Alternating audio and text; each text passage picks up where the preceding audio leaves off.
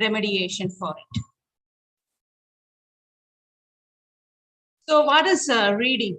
Just we will have a look at reading. It is not an evolutionary achievement like speaking, right? Speaking can occur naturally without instruction, right? Whereas reading and writing, it can be developed through instruction and training. This is a well-known fact. Reading and writing can be developed through instruction and training. And also reading is a complex combination of cognitive and behavioral skills. So it is a combination of cognitive and behavioral skills. And we say that it is a process of extracting meaning out of the written or printed symbols. When we look at dyslexia, what is dyslexia? So as I told you, like often we refer this reading disability as dyslexia.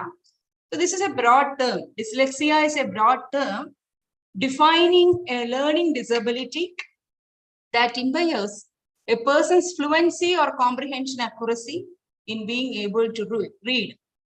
And it can manifest itself as a difficulty with phonological awareness, phonological decoding, orthographic coding, and auditory short-term memory, right? So these are the 4 difficulties which we can see among children with a reading disability. That is phonological awareness. What it is nothing but a speech sounds that constitutes the fundamental components of a language. That is ability to recognize and work with sounds in spoken language. So this is very essential for reading. Phonological awareness is very essential to read, right? Then phonological decoding. So this is also, a child would be having difficulty in phonological decoding also. What is this decoding? It is a process of turning communication into thoughts. So here also the child is having the difficulty. And next is orthographic coding. What it is? It refers to the ability to store written words in working memory, right? Then only what we will be, because we would be able to store it in our working memory, that is short-term memory, we would be able to store it. But here also the child is having the difficulty. So what will happen? We will not be able to retrieve or we will not be able to read, right? So that is the, and next point is auditory short-term memory. So Jayanti madam also pointed out, auditory learners, right? So auditory short-term memory, that is the ability to recall what is heard after a period of time. So it includes both short-term as well as long-term memory. So these are the difficulties in reading, okay? Or why they are not able to read? Because they have all these 4, mainly these 4 difficulties, yes. When we look at this types of dyslexia, there are different classifications or categories, right? But here we are going to see these types of dyslexia, common types, right? Attentional dyslexia, neglect dyslexia, letter by letter reading, deep dyslexia, phonological dyslexia, surface dyslexia, and foundation level dyslexia. We will have a look at all these types of dyslexia shortly. First one, attentional dyslexia. Yeah, what it is? It is a reading deficit in which letters migrate between neighboring words, but are correctly identified and keep their original relative position within the word. That is what is happening here. That is, letters from some words migrate to and switch with letters from other words. So example, you can see fig tree. It can be read as fig free or tie free. So here what is happening? F and T is getting interchanged, right? So that is what is happening. So this is called as attentional dyslexia. So this is one of the reading deficit in which letters migrate between neighboring words. So I hope you all must be having the experience of, among your observed this kind of experience in your children, right? So fig tree, they will read it as what? Tie, free, or fig tree. That means they're interchanging F and these letters, F and T. So instead of F, they will spell it as what? T. And instead of F, they will spell it as T. Next is neglect dyslexia. Yes. This is another type of dyslexia in which people misread letters presented on one side of individual words, usually left side. But there are two types of neglect dyslexia. Generally, we say one is left and another one is right dyslexia.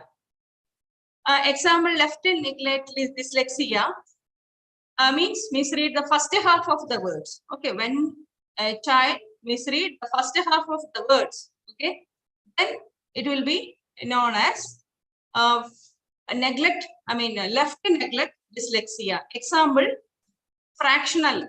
They will read as what? Rational.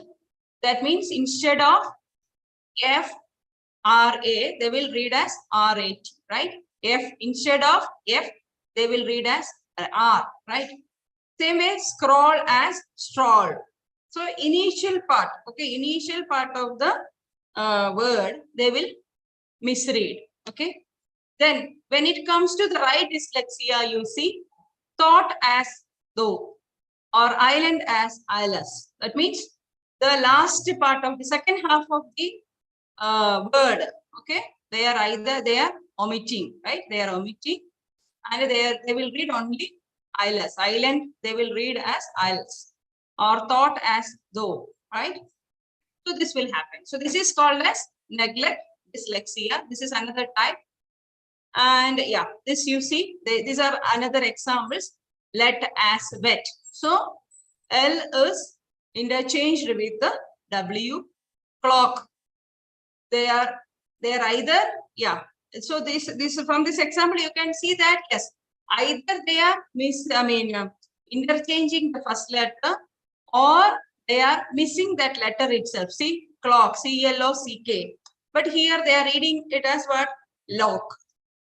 So this is a initial part of this word, right? So that is why this is called as left dyslexia, left neglect dyslexia. Anyone, see, any is no more in the answer, right? Only one is there. So this is left. Whereas in the right neglect dyslexia, you see breaking. They will read only break. Registrar, registration is there, right? Tongue, two. So they are shortening the words. That is the last portion of this word. They are missing the last portion of the word, right? Yeah. So this is called as neglect dyslexia. Now we move on to the next type, letter by letter reading. This is also very common, letter by letter reading. So this type of dyslexia is an acquired reading disorder, right? Characterized by very slow reading and a large linear word length effect. This is also known as pure dyslexia or pure word blindness. So the affected subject or case reads words by spelling the consonant letters. Example, you see book. How much time they are taking, you see? Book. B-O-O-K. So book. So it will take a lot of time for them to read, right? So that is what. So letter by letter dyslexia is nothing but this is an acquired reading disorder. And also those who are having this letter by letter reading dyslexia, they will read very slowly. Okay, and also large linear word length effect. Yeah. Next is deep dyslexia. Yes, this is also an acquired reading disorder in which the substitution of semantically, that is semantic meaning of words, phrases, or sentences, but not visually similar words in single word reading sometimes occurs. For example, city may be read as town or large as big. So what they do when we from the print or symbol, how they will read? They will put it into some other meaning. Okay, the similar kind of meaning or little similar kind of meaning. Then they will read that word. Say for example, city. City may be read as town, or large, maybe they may read as what, big. Okay. It has been reported in individuals who have sustained left hemisphere injuries as adults. So this is maybe the causes of it. Okay. So then the subject may experience greatest difficulty while reading function words. Yes. This is also another important feature of this deep dyslexia. Okay. They find difficult to read function words. And also you see distinguished by semantic reading errors. For example, reading the word heart as blood or street as road. Yes, this is also I told you, like, see, they try to understand the meaning. Okay, then they will read the word. Okay, so it may not be correct, but it is somewhat similar to the word what you give them for reading. Yes. They find easier to read concrete words rather than abstract ones. Yes, this is also there. So that is what they always try to understand. Okay, then only they'll be able to read. So that is why it is happening like the city. They will read as large, or I mean a town, or large as big, or blood, heart as blood, or street as road, and road. Right? Okay. Now comes to the surface dyslexia. This is another kind of dyslexia. So people with surface dyslexia find it difficult to recognize words directly, but can understand them using letter to sound relations, right? If it is sounded out, yes. So confusion with letters that differ in orientation. So this is also a common characteristic feature of this dyslexia. You must have observed in your children also in your classroom. B as D, P as Q, right? So this is because of the alphabetic, the writing relations. Okay, B and D, right? And or confusion with words that can be dynamically reversed. So this also you can see. Was as saw, right? So very limited sight vocabulary. So that is the reason, right? Very limited sight vocabulary. Few words are instantly recognized from their whole configuration. They need to be sounded out laboriously, as though being seen for the first time. Yes. Yeah. Next is phonological dyslexia. It is caused by trouble understanding different phonemes in verse. So these types of dyslexia includes trouble breaking words down into syllables and into smaller sound units called phonemes. So generally, so they try to understand. Okay, letter by letter they may try to understand. Okay, so then they try to break it. Okay, but it is difficult for them to break words. For example, if you say a word out loud to a child with weak phonemic skills, he can hear the words. Okay, that's all. But he will have trouble telling you how to split it apart into the different sounds that make up this word, right?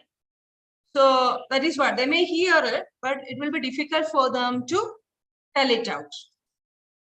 And difficulties in this area can make it hard for readers to match phonemes with their written symbols. That is bad, bad, etc. So what they do, they will hear it, but when they pronounce or when they read it out, then it will be like this. Bad become bad become bad, like that. So these are some of the other features of reading and spelling patterns of children with phonological dyslexia. What are the features? Like poor ability to remember individual sounds or sequence of sounds. Yes, this is very difficult for them. And difficulty blending individual sounds into words. Yes. Okay, they can hear properly, but when it put it into words, okay, or when they read it out or spell it out, it will be difficult for them. Like bad, I told you. Difficulty listening to words and omitting one sound and substituting it for another. Say, for example, cat. Okay, instead of so C-A-T is cat.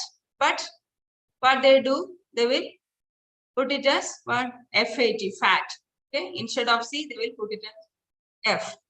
And a difficulty remembering the sounds that individual letters and the phonetically regular and irregular letter combinations represent. So whenever irregular and irregular combination of letters comes, it will be very difficult for the child to read it out. Okay. And difficulty analyzing unknown words. Unknown words because of poor knowledge of phonetic rules and difficulty sequencing sounds. And also they do not know how to sequencing it, right? And vowel sounds are particularly troublesome for them. Yes, vowel sounds. Losing the place because one doesn't instantly recognize what had already been read, as when switching one's gaze from the right side of one line to the left side of the next line. Yes. And omitting letters and words because they weren't visually noted. Yes, this is also another issue. They used to omit letters, right? Yeah. Or reverse letters. That is also there. And masking the image of one letter by moving by too rapidly to the subsequent letter. Yes. May result in the omission of the first letter. That is what we have seen. In a neglected left dyslexia also, we have seen that what is happening, the first letter they are omitting or they are replacing it, right? So this is because if they are moving to their, they are masking the image of the first letter, right? And they will move on to the next letter, subsequent letter.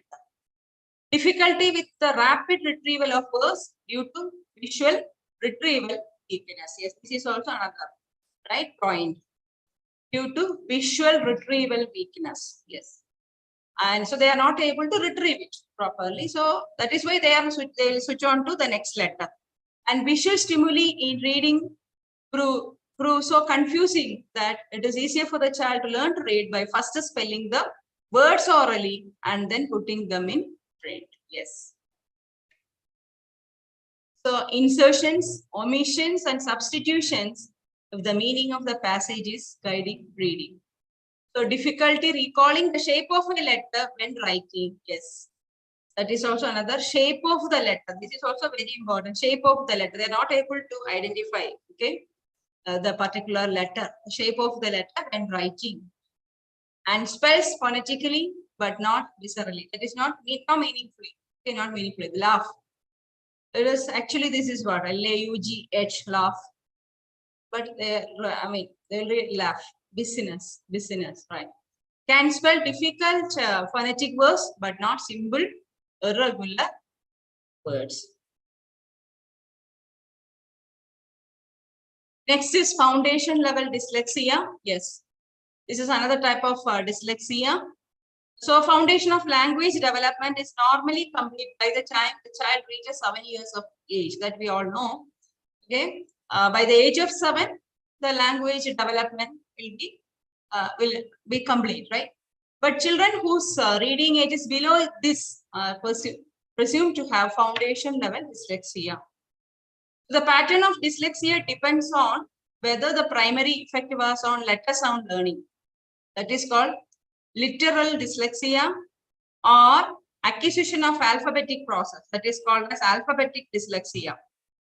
And the next is retention of sight word vocabulary. This is called as logographic dyslexia. So these are the different types of foundation level dyslexia. So they have either a letter sound learning difficulty, okay, or acquisition of alphabetic process, or retention of sight word vocabulary. Now comes to this academic remediation. What are academic remediation? Appropriate remedial instruction includes direct, explicit, and comprehensive instruction in the structure of language. So this is one important remediation for children with dyslexic or reading disability. That is, we have to give direct on the explicit and comprehensive instruction in the structure of language. This is very important. A systematic sequence for teaching individual skills. This is also because of this lack of individual skills, okay? Lack of individual skills also, they will not be able to do it properly. So systematically we have to do it. We should teach them. And structured information from the simple to complex. So this is one of the another method. Even for all children with special needs, we used to follow this principle, that is simple to complex method. And simultaneous multisensory approaches, right? Including combination of VAK modalities, that is visual, auditory, and kinesthetic modality. So this is another important approach or model we can say, right? Simultaneous multisensory approaches to be followed while teaching. An interaction between student and teacher during instruction of new skills. So whenever they learn new skills, so there should be a good interaction between the teacher and the student. And reinforcement throughout the day of newly learned skills. Yes. So we have to reinforce the new skills. Okay.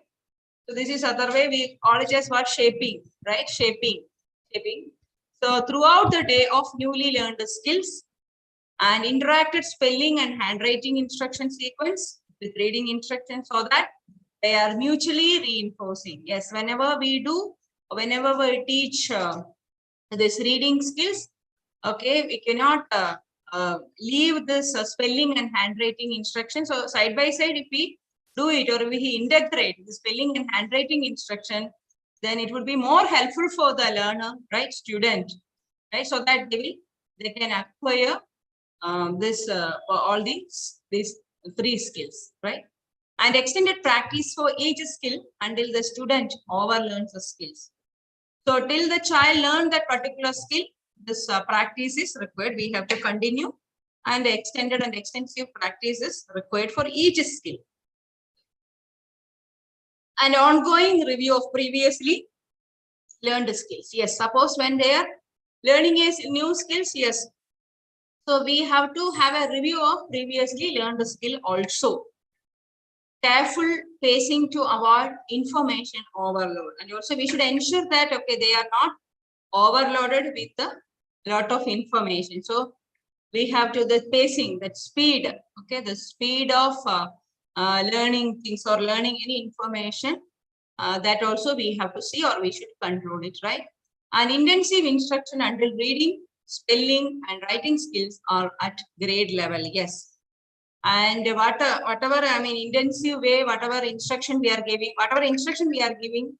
if it is intensive means we should see that, yes, it is up to their grade level, right? Let it be reading, spelling or writing.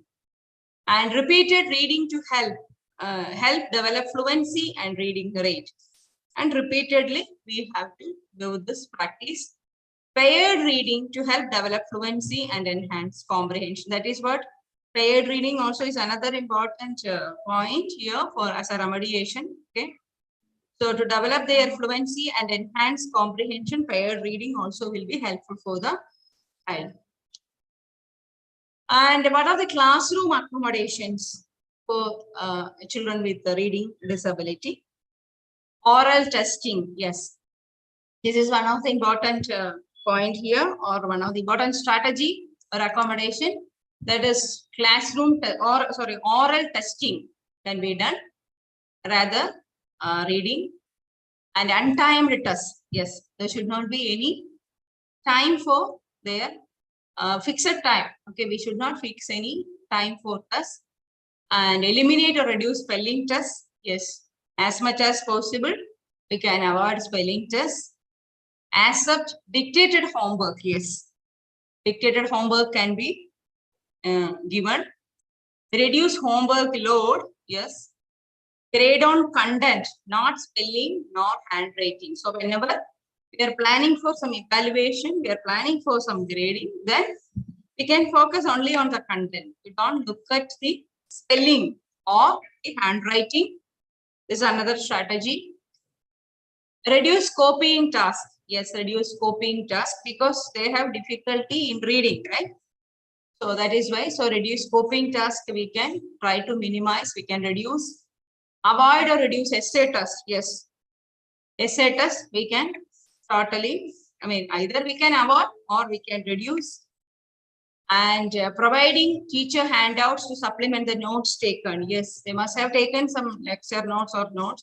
But apart from that, we can provide handouts to the children, and using materials that are not visually overcrowded. Yes. So generally they have this, it should not be visually overcrowded notes or materials, and using appropriate font type and font size. This is also very important. Whenever we give some handouts. Okay, so a font size and a font type is very important. It is suggested that Sassoon and Comic Sans may be the easiest to read. Times New Roman may be one of the most difficult to read. Right? Some references I have taken. And to increase motivation, giving assignments in areas in which the student has a strong interest. Yes. So whenever we give assignments, we can see that yes, wherever, I mean, they have strong interest. Okay, the content or the topic where they have more interest. So from that point or from that content, we can give them assignments so that it will improve or increase their motivation level. And so these are the remedial general remedial measures in the classroom, as well as the general remediation for children with the reading disability. And there are some assistive technology for dyslexic also. Like there are softwares called speech recognition software is there. So what it will do, this allows users to dictate or talk to a computer that uses software to convert this to text. Because they have difficulty in reading, they can use this speech recognition software, right? Speech recognition software. So what it will do, it will allow the users to dictate or talk. Okay, so by listening to it, they can, and it will automatically convert this to text. Next is text to speech software. So this allows individuals to understand written materials they are presented with and to proofread or check their own work. Mind mapping software. So this is another software. This is specially designed to allow dyslexia to plan their work more effectively. Because planning also very difficult for children with the dyslexic. Okay. So this software, mind mapping software, will help the dyslexic to plan their work more effectively. Then scanning software and hand reading pens. So these allow the user to store and listen to the text found in books and other documents. And spell checkers. This also is very useful software. Spell checkers that are specially designed with dyslexia in mind to automatically make corrections to written communications. Okay. So spell checkers also will be very useful for the children with the dyslexic because it will automatically, make corrections in the written document, right?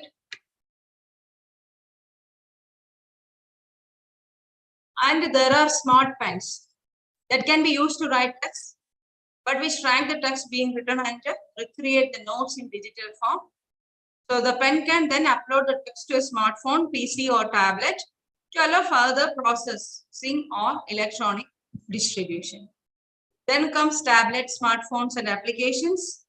So there are a wide range of hardware platforms and software applications that can help individuals to manage their time and task little more effectively or work in conjunction with other hardware devices such as smart pens. Computer-based learning programs, this all of you know that these are specifically written for dyslexic. There are computer-based learning programs which is specifically written for dyslexics and can help to sharpen their skills in reading, writing, touch typing, and numeracy. So to conclude, I would say reading may consist of number of sub-skills such as attention, letter and word recognition, their meaningful organization in the form of words and sentences, transferring the text into a spontaneous and fluent verbalization and comprehension of the text. For remediation of dyslexia, one has to make a thorough diagnosis. As Rupesh was beautifully explained about all this diagnosis and identification part, taking into consideration whether it arises in conjunction with other disorders like dysgraphia, dyscalculia, or intellectual impairment. And it is also to be noted whether it is a primary disorder or associated with other neurological and psychological complications. So this is what all about reading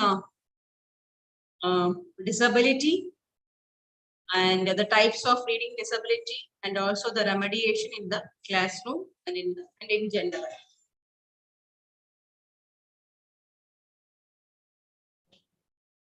Thank you so much, Mark, for a wonderful session on remediation for learning disability. We got to know more about dyslexia and the difficulties that the child goes through. Types of dyslexia helped us to broaden our knowledge on dyslexia. Thank you for highlighting the points of academic remediation and the assistive technology, which is much needed for children with reading disability. Dear participants, now the forum is open for discussion. You're requested to post your queries in the chat box.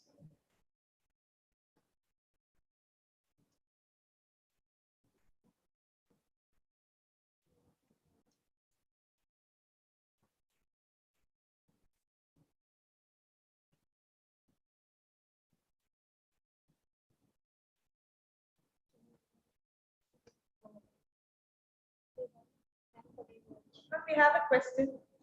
Yes. Is there any particular tool to assess different types of dyslexia?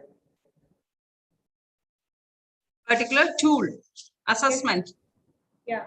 Yes. Actually, this is generally that being a special educator we cannot do, but for teaching we can. Yeah, of course we can. We are using in India we are using GLAD. Thank you, ma'am. Yeah.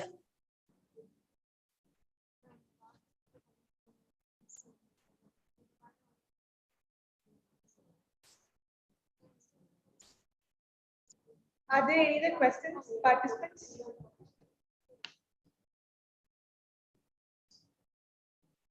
Ma'am, I guess there are no more queries. Thank you so much, ma'am.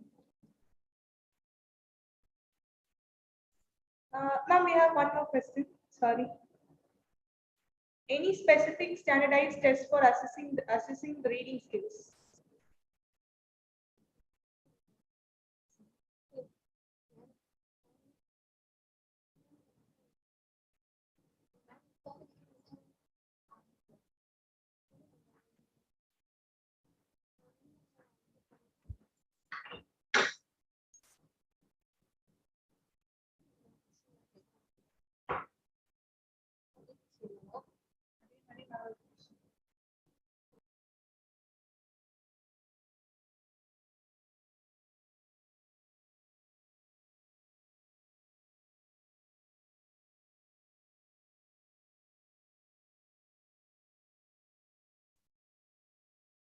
Yes, Raka. Any more question, Raka?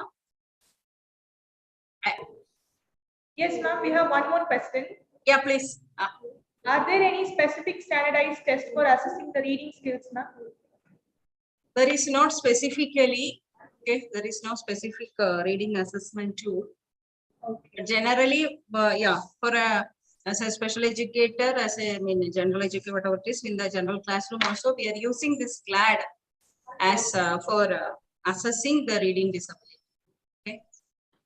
Thank you, ma'am. Thank you so much, ma'am. Yet more tool it has to come.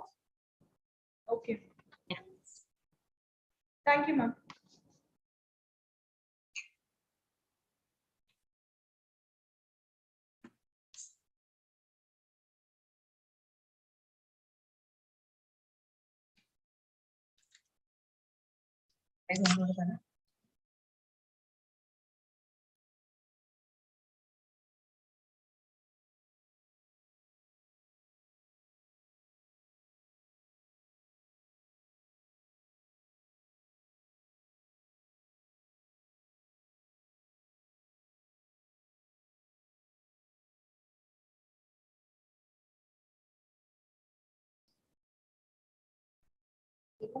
Dear participants, now we are moving on to the fourth session of day 1.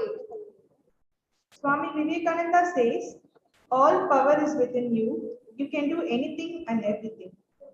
Now I'd like to welcome Dr. Sukumari, Assistant Professor, Pediatric Physiotherapist, FDMSc, to introduce the resource person to the audience.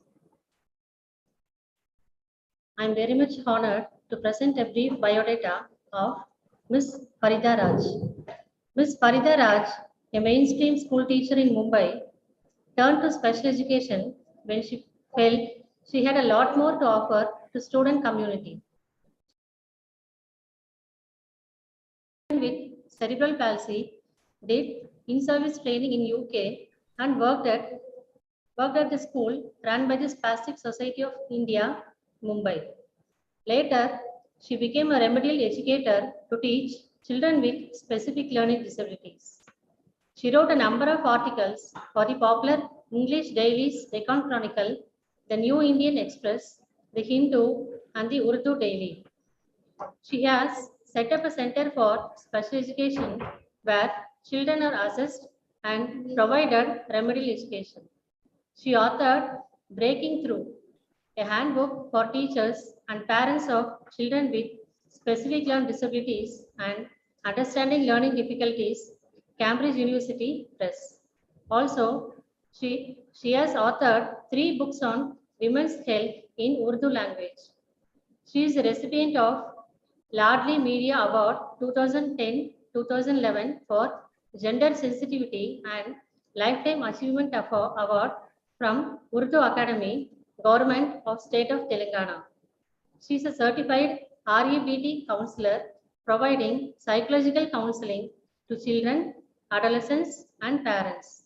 She is a life member of many agencies like Palliative Care Society of Hyderabad, life member of Craft Council of Telangana, Break the Silence NGO, working on prevention of child sexual abuse, and executive committee member of Multiple Sclerosis Society of Hyderabad.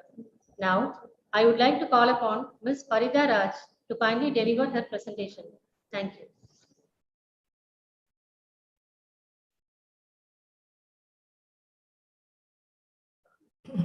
Can you make me the co-host, please? And I would like to share screen.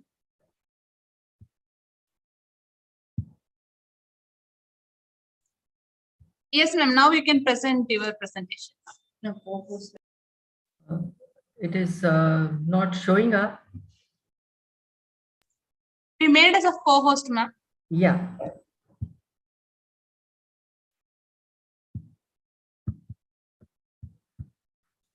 Before I begin, let me say a big thank you to Ramakrishna Mission, Vivekananda Education and Research Institute for giving me this opportunity to make a presentation on a learning disability, which is not really known much. People do not know much about dyspraxia. And a big thank you to Dr. Sudha for your support and for having me here on this forum today. So I would like to bring. Ma'am, sorry for interruption. Yeah. Ma'am, you please share your PPT, ma'am. Yes. See, when the share is, it's not, when I'm clicking on it, it's not happening. Happening, yeah? Okay. Yeah. So shall we do it from our side? No, 1 minute. Yeah.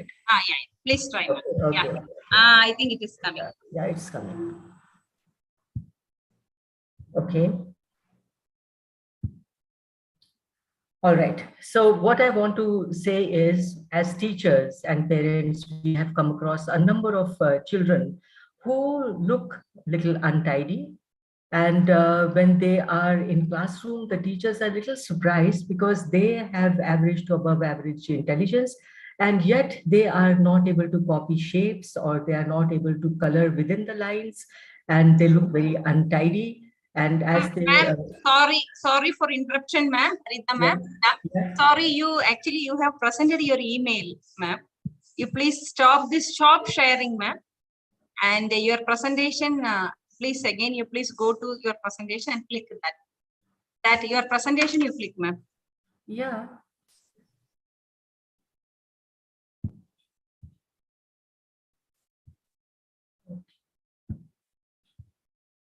Is it all right now? No, ma'am, no. First you present only your presentation, ma'am. You open your presentation, ma'am. Then you please go to Zoom. There you click share. I mean, downside one menu bar is the share screen. There you click it. Recording stopped.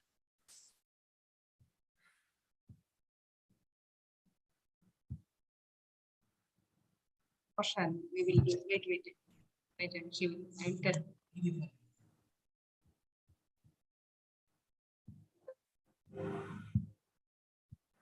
I'm so sorry. After Oh. yes. Okay, ma'am. You try. Okay. No, it's not coming, ma'am. It's not coming. Okay, just give me a minute. Just Yeah, it's okay, ma'am. Okay, fine. Download from Inscribed.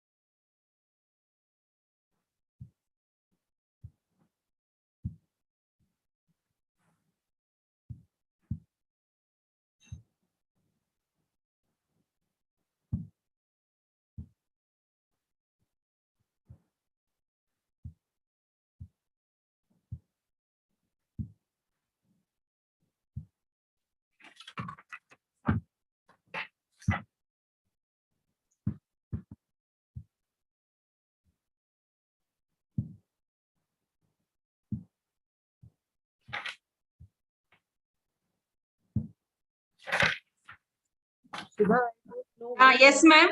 I don't know what's the problem. The Zoom is not, I can't. Not able to. Ma'am, then shall we do it from our end, ma'am? We All have right. our Okay. final one. We will share it, ma'am. Okay, yeah. Okay, ma'am. Yeah.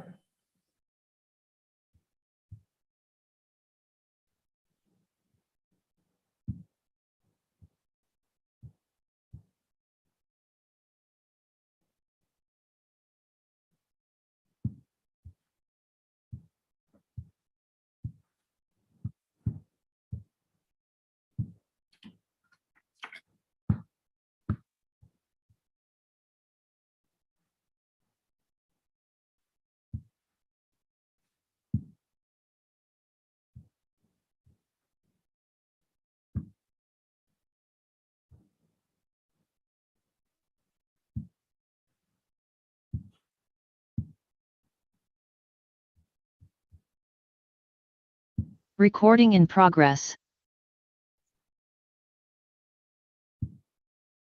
Ma'am, you may please start, ma'am. Yeah. Okay.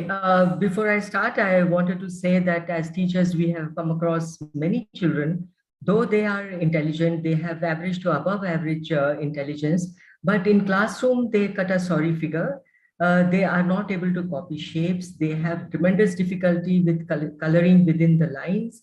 And when you look at them, they look very untidy. Maybe the shoelaces are not tied properly, or the shirt buttons are up and down. And as they grow older, we also see that in the classroom, they have tremendous difficulty with writing. Their writing is illegible. And when we probe further and try to see why it is happening, and the term dyspraxia is given to them, that these are children who have dyspraxia. But what is dyspraxia? So it is like a mystery to parents and to the teachers, that my child, why is he not able to do things which are done so easily by others? So here, this attempt is to demystify dyspraxia. What is it, and how does it affect children with normal intelligence, and how best we can help them to cope with this particular disability? The word dyspraxia comes from a Greek word dys, where dys means difficulty and praxis is doing or acting. So literally, it means difficulty in doing. These are children who have tremendous difficulty with academic skills of reading, writing, and spelling. And it is also, they have difficulty in conceiving, and the brain is not able to interpret the incoming messages and organize all that, and then it is shown by an output, that is the action. Next one, please. Recently, it has also been come to known as developmental coordination disorder, DCD. So when we tend to define dyspraxia, it is the immaturity or impairment of movement, and in many individuals, there may be associated problems of language, perception, and thought. We are talking about this particular disorder, which is in the brain. We have a number of cells, millions of nerve cells known as the neurons. And there is some difficulty happening. And because of that, the child is not able to carry out the action. So dyspraxia is a specific learning difficulty in gross and fine motor movements, and which is not caused by muscle or nerve damage. It is very important to remember that it is not caused by muscle damage, like it happens in muscular dystrophy or multiple sclerosis, where the muscle is damaged and the difficulty in moving the larger limbs or even the fine muscles. And it is not due to the nerve damage as it happens in polio. The causes, the simple cause is the interconnections. I just said that our brain has millions of nerve cells. The interconnections in the cerebral cortex, the number of nerve cells in the cerebral cortex is reduced. The cortex remains in a state of immaturity. And that is why the difficulty in action movements. So here the failure of the neurons in the brain to form adequate connection cause a slowing down of the ability to process information. When our brain receives information from sensory information from our environment, it interprets that information and then organizes it and then gives a command that how it has to be attended to. So when that process slows down, the child shows hesitancy or he has difficulty in showing action. The child has difficulty to act promptly or to immediately respond to information received from the environment. I'll give you a very simple example. The teacher comes into the class and she says, "Come on, children, open your bag, take out your English reader and open to page 28. Now here, the child who has dyspraxia, he has received 3 instructions. And as we just saw that it is the brain's, the interpretation process slows down. So this child opens the bag and then he is just waiting, what he's supposed to be doing next. So this is the level the child has difficulty with. And because the interpretation of sensory stimuli has slowed down. Next, please.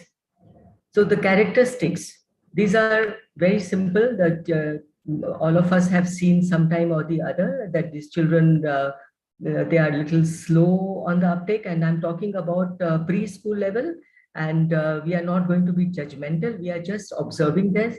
As Dr. Jayanti had mentioned earlier, if we notice 5 or 6 characteristics from this list, we put them under at-risk children and we observe them to see as they are growing, are they showing more signs?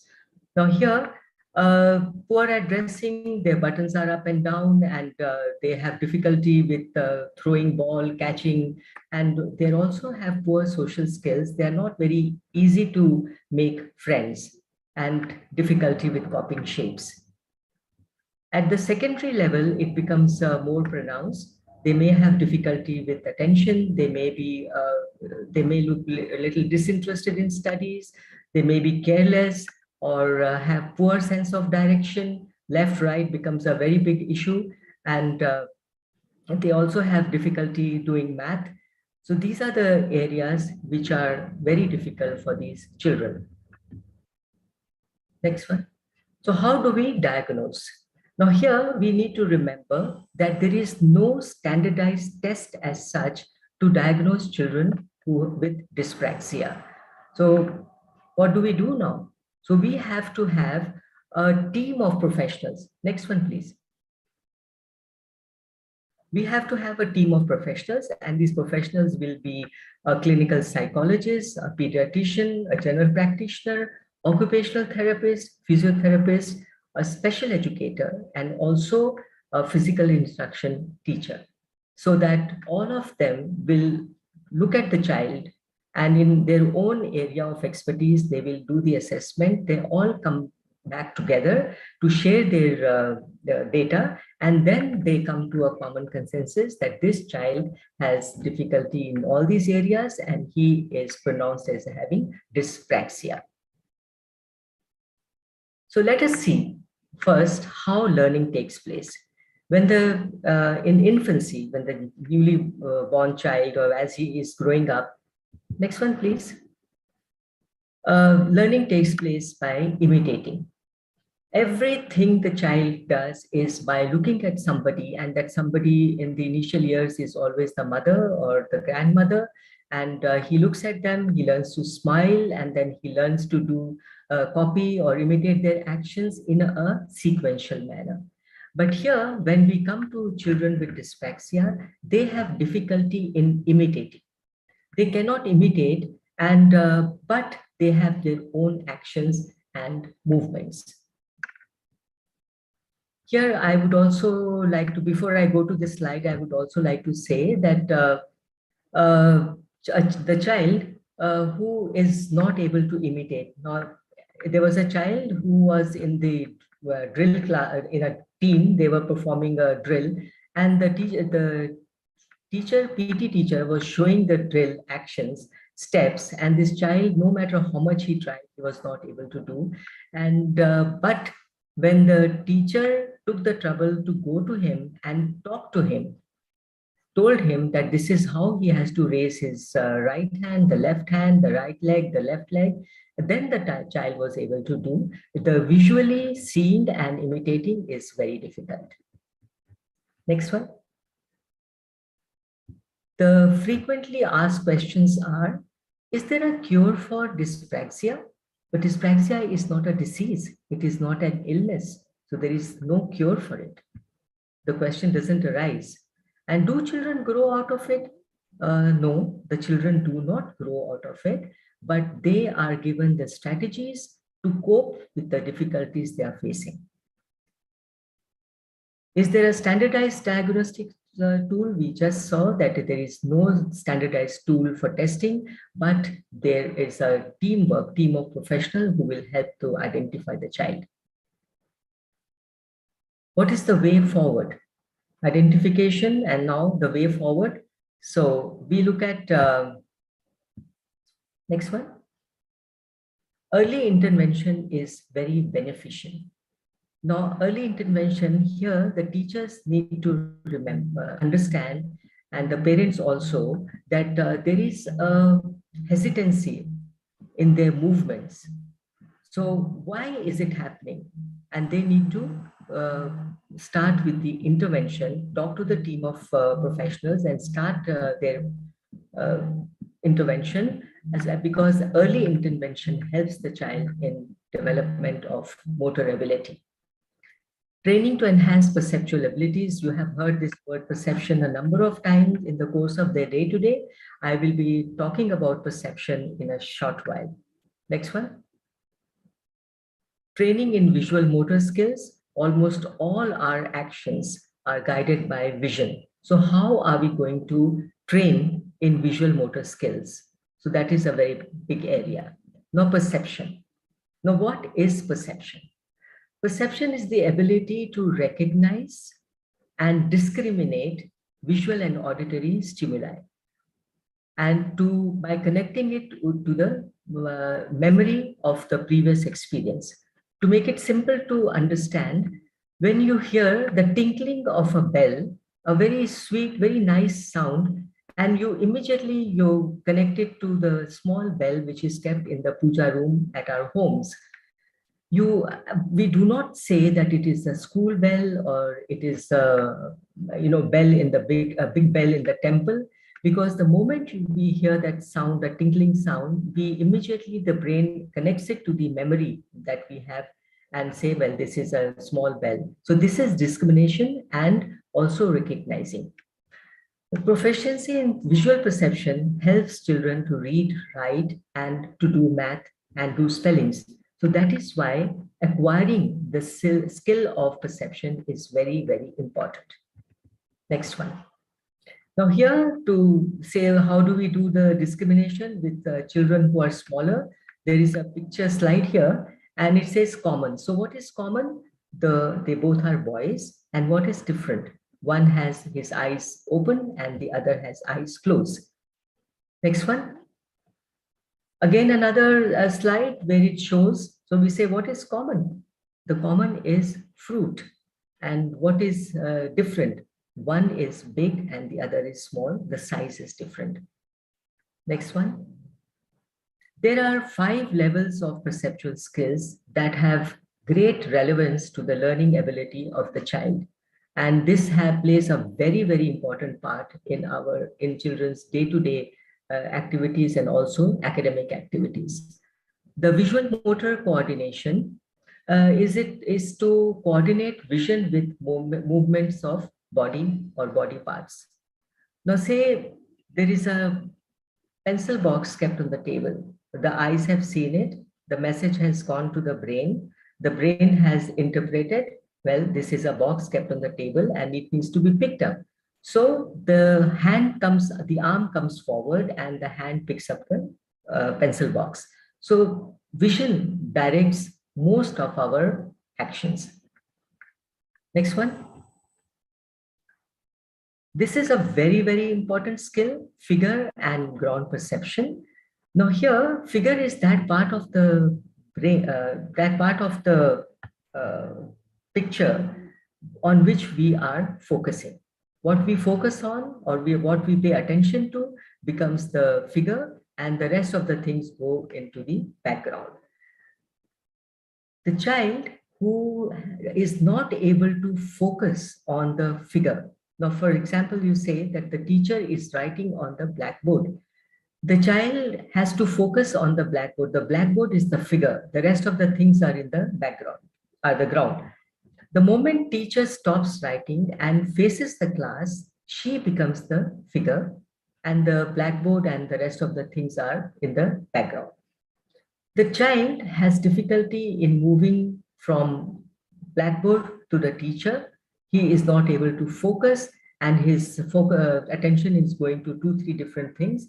Maybe he is focusing on the fan making noise in the class. Maybe some children are talking in the corridor. So his attention is shifting, and this makes him look a little careless or disinterested or having lack of attention. Next one. All of us who have done psychology, who have done teacher training, they have seen this particular picture, and this explains what figure and what ground is. When you focus on the white part of this picture, it looks a very nice vase, which is used for a decoration, and the black portion is the ground. But the moment your attention shifts to the black portion, the white goes into the background, and the black is, you see 2 faces. So this is an excellent example of what is figure and what is ground. Next one. Perceptual constancy. This is a very, very important perceptual skill that all of us, all the children should have. This talks about that every object possesses unchanging properties, such as specific shape, position, and size, in spite of the variability of the image on the retina of the eye. Now, what does this mean? Suppose you are standing in the balcony of the 16th floor of a building and looking down where children are playing football in the playground. When you look down, you see the football, it looks smaller. But is it really small?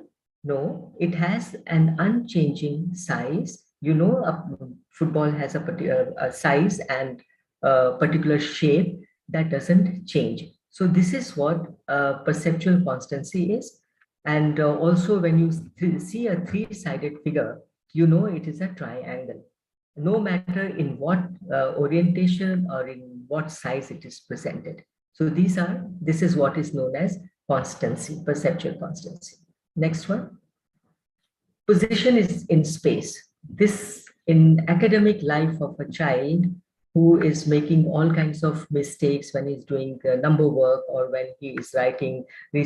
Just now, Dr. Sudha was talking about how P becomes Q. Why does it happen?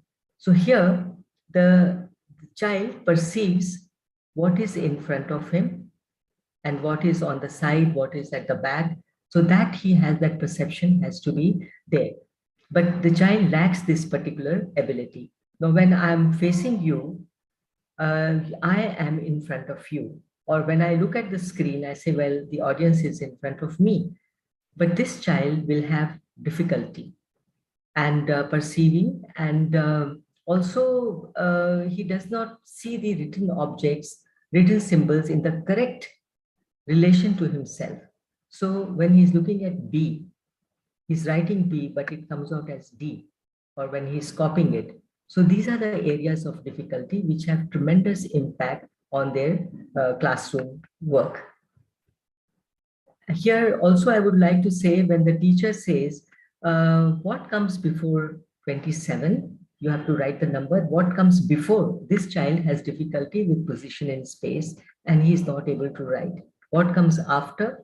So these are the areas of tremendous difficulty. Next one.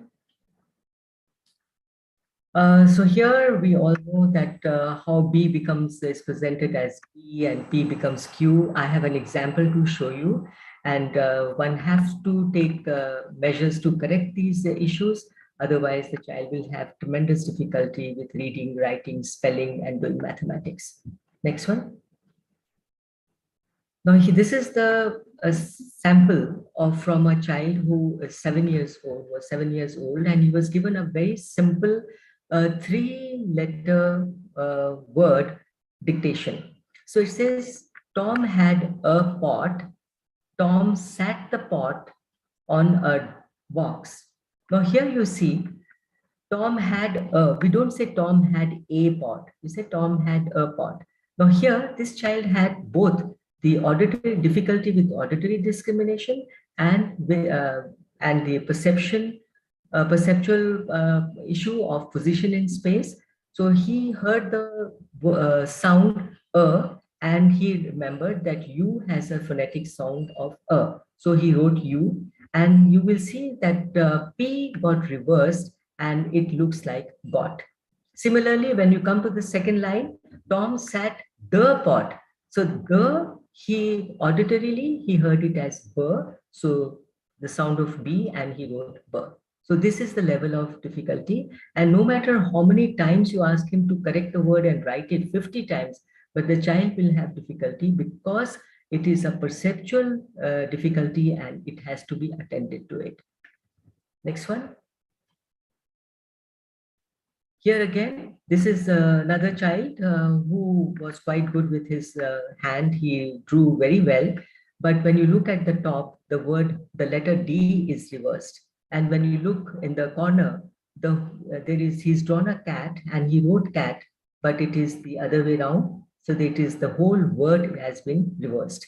And when you look at the numbers, he wrote from 1 to 10, where number 7 is reversed. And when it came to from 11 to 20, again 17, and then you see from 21 to 30, how many numbers are reversed. So this is a difficulty with perception. Next one. Spatial relationships. This is again a very, very important skill. In fact, every child should be given a lot of exercises to do that will take care of the perceptual issues. Now here, we are talking about 2 or more objects, their relationship to each other and to the person standing there. So this is, it becomes like a 3-dimensional thing where you have to see, for example, if you say a child is sitting and stringing beads.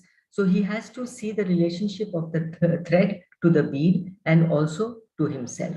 Now, when there is difficulty in this area, spatial relationship, the child will have difficulty with mathematics and in many other areas. Next one. Next one. Perceptual motor difficulties. Now, here we were talking about that our vision guides most of our actions. And our actions are, we call them motor actions because it's a movement. So sensory input and perception of that input always shows up in some kind of an output. So we can say the sensory input is the stimulus and the output, the output in the form of an action is the response to that stimulus. So motor planning or praxis is frequently an area of difficulty. The most complex skill which requires precise planning is motor planning is writing. And children have tremendous difficulty in this area. Next one. I have put this picture here. Everybody knows that this is a very famous cricketer and he is in the first picture, he is seen looking up and his hands are open, and next one shows that he's taken a catch. Now, children who have dyspraxia, they have tremendous difficulty with those activities which require anticipatory action, because they have difficulty with perceiving the object in action, the size of the object, at what speed it is coming, and where he needs to, and the distance it is going to cover to come to him. And accordingly, he will place his hands. Now, we just said when we were doing the characteristics, it's mentioned that children do not do well on a playground because they are not able, they are quite clumsy with their motor ability, the large muscles, how to use them. Now here, when this cricketer is looking up, he has seen the ball being hit by the batsman. The ball has gone up and he is looking up, and all these sensory inputs in the brain are being interpreted, and he knows that at what speed the ball is coming and what is the distance it is going to cover, and he puts both his hands over there open to take the ball. And that is how it is. But children with dyspraxia will have tremendous difficulty in this particular skill. Next one. Next one, please. And this is the sample. I said that it shows up when they come into higher classes, their writing is illegible. And so you can see here how the writing has happened. And so these children need to, this is a fine motor activity where he has to be given some strategy. How is he going to go about it? Next one, please. Now, poor writing is associated with difficulty in crossing the midline, body's midline. Now, body's midline is, it's an imaginary line running through the center of our body. So when we, next one, please.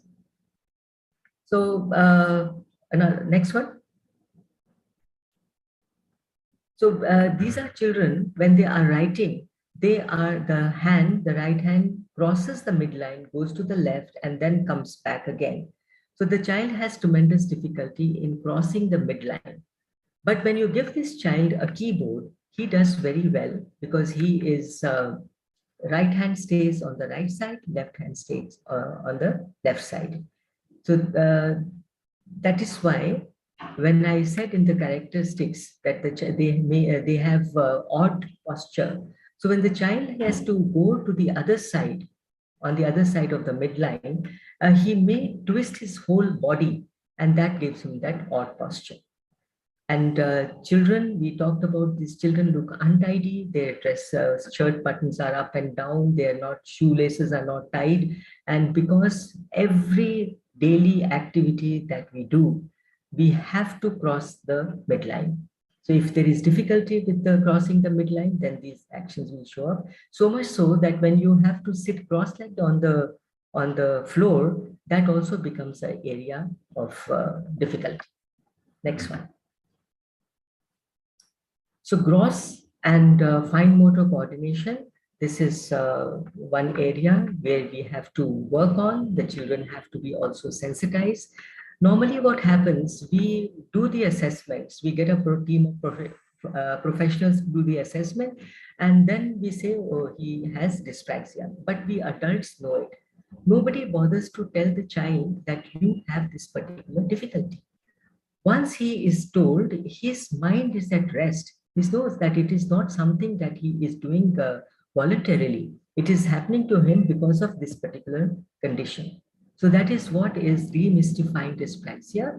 The child has to be told, and it is not only here in this particular disability, it also happens with dysgraphia, with dyslexia.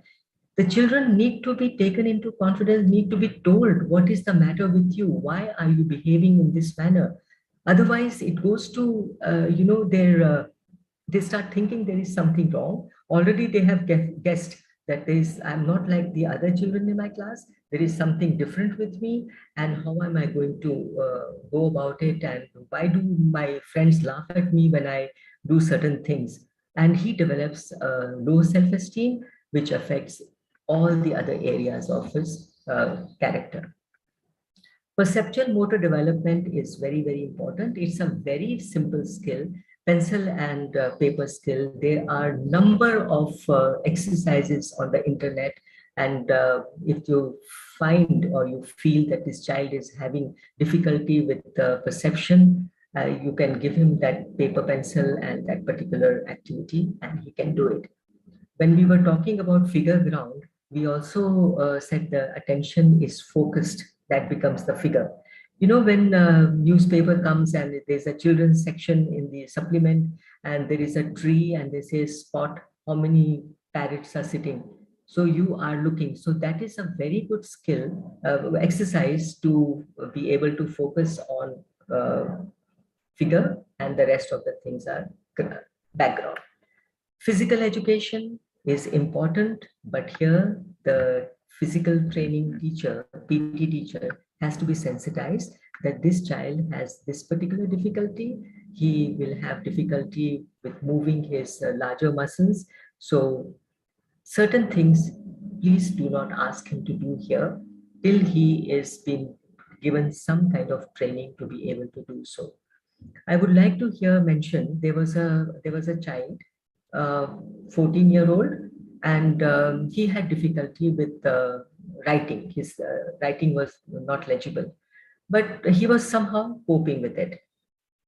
When he was dropped from his cricket team, then the problem started. The school teachers complained to the parents that your child has become very abusive. He is very aggressive. He's fighting. So here, that was the time that the parent understood that he has a condition which is called dyspraxia, and it is because of that that he is not able to take the catch, and that is why his friends, teammates said that he cannot be in the team because they will lose. So the physical training teacher will be able to help a lot in this, helping him to get over this particular difficulty. Next one. Next, yeah, social skills. Social skills are very, very important for all of us to lead a very successful life. Social skills, we make friends, we learn how to behave with them, we are able to read their body language, we are able to read their facial expressions, and we know when to stop.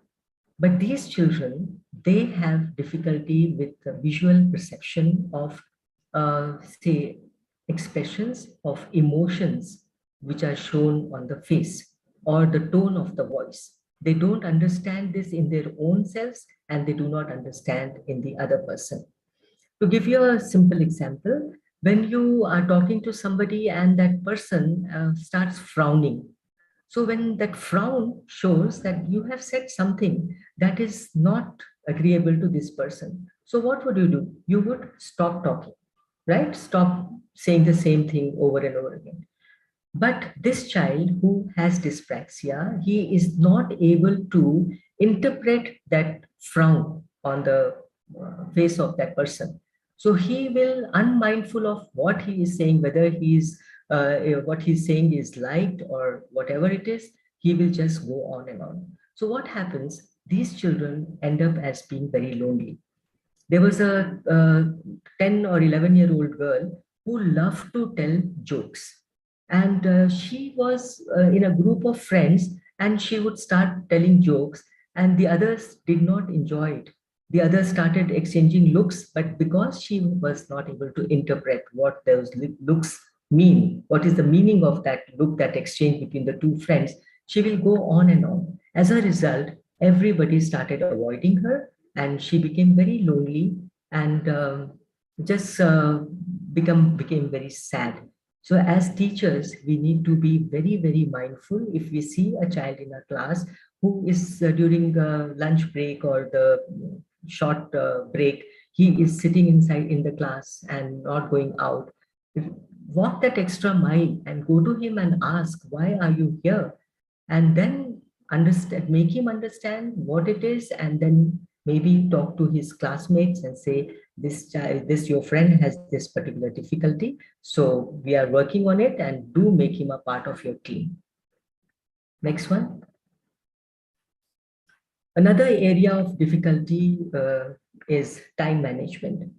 Children with dyspraxia have no concept of time, and the parents are really desperate how to help their child to get ready for the school in the morning.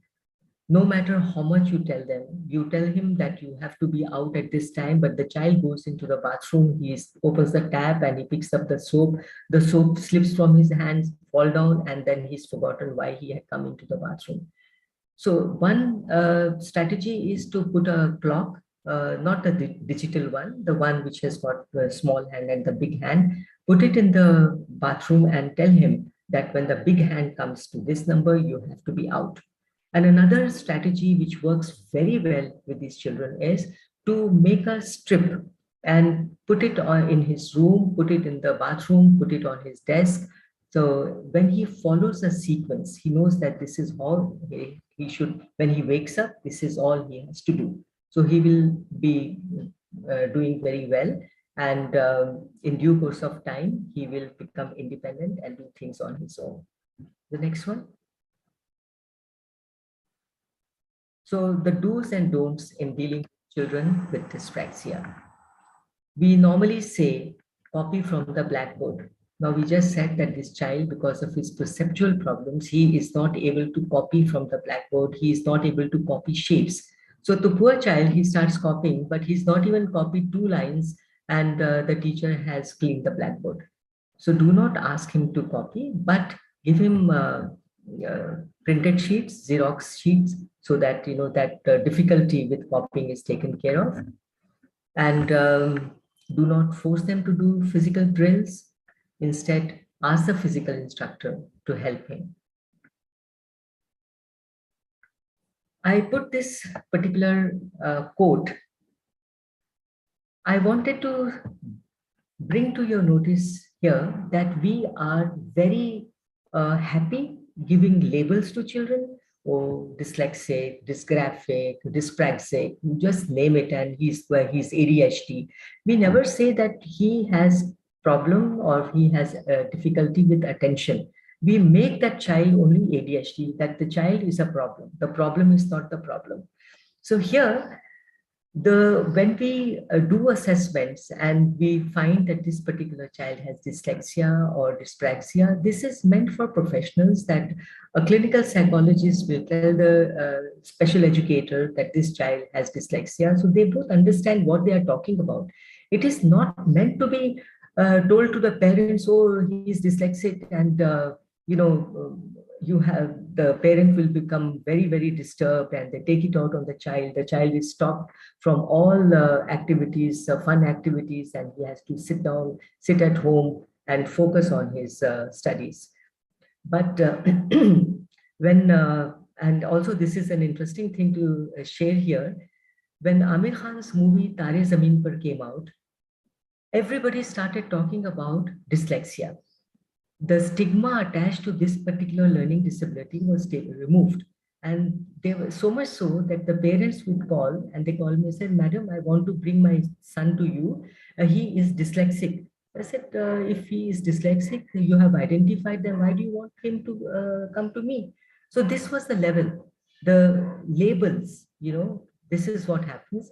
So here in this particular quote, it says that any child who is little clumsy, who is little untidy, whose writing is little illegible, he doesn't become a child with dyspraxia.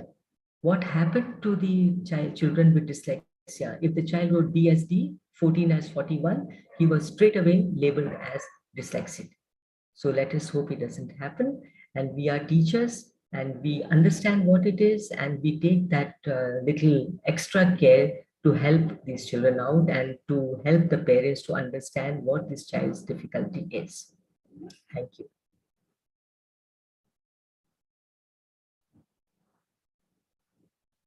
Any questions now?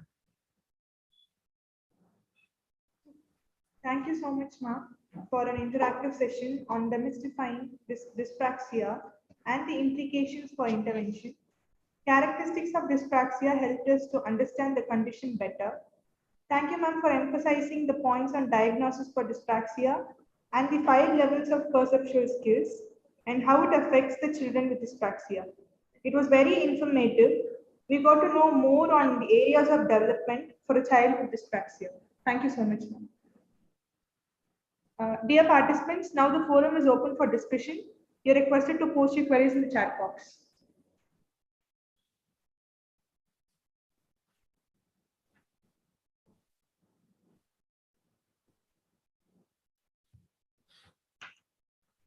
Ma'am, I guess there are no queries. Thank you so much, ma'am. Okay, thank you so much. Thank you for having me here. Thank you, Dr. Sudha, for your support. And sorry for wasting time. I wanted to share screen and do it on my own. Thank you so much. Thank you, ma'am. Thank you so much.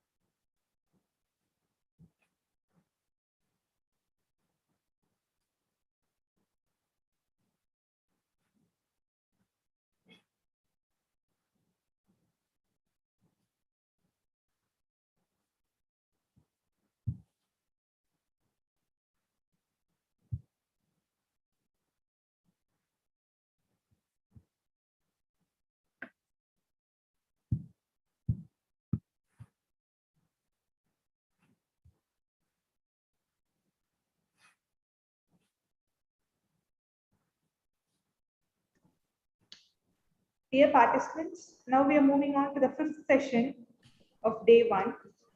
Swami Vivekananda says, education is the manifestation of the perfection already existing in man. Now I may request Dr. Sukumari, Assistant Professor, Pediatric Physiotherapist, FDMSc, to introduce the resource person to the audience. Good afternoon to everyone listening to this webinar on a virtual platform.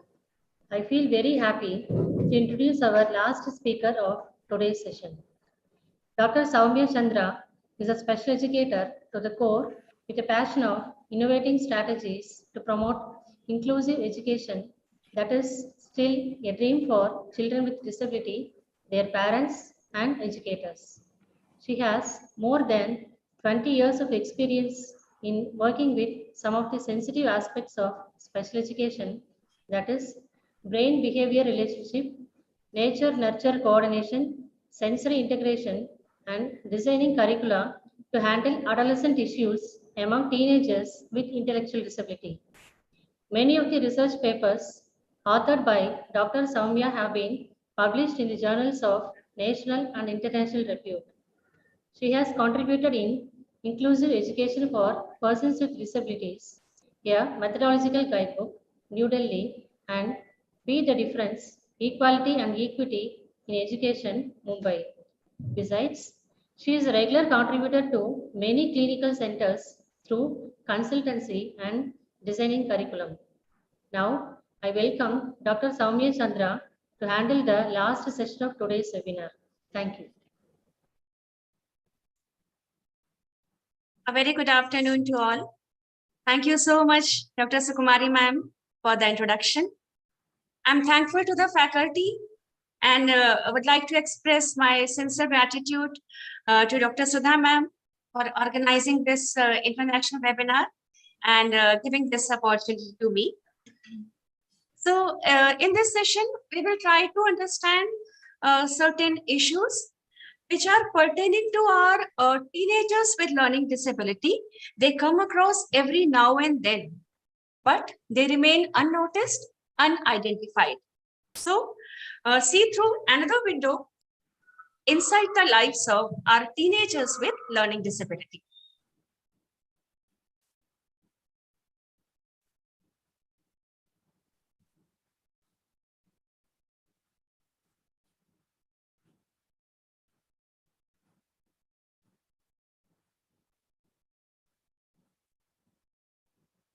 You may take it as a petty issue. I have significant problem in understanding left and right. And it creates tremendous confusion, tremendous, beyond imagination.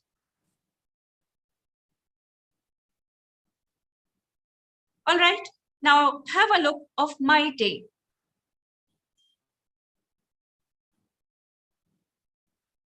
How difficult it is for me to struggle every day for a casual and the so-called normal life. A material to laugh at. And this is my routine of every day.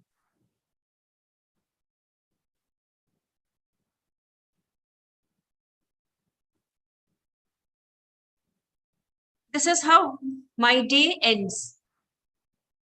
And it's not with me only.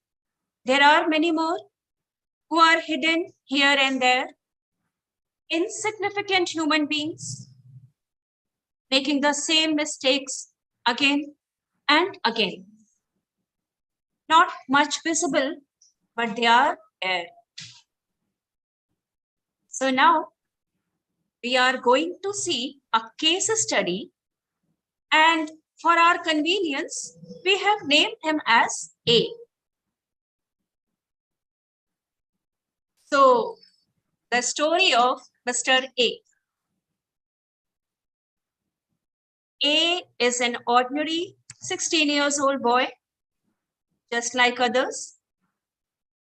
In the beginning, he too was going to the school, but due to regular failure, now he's a school dropout.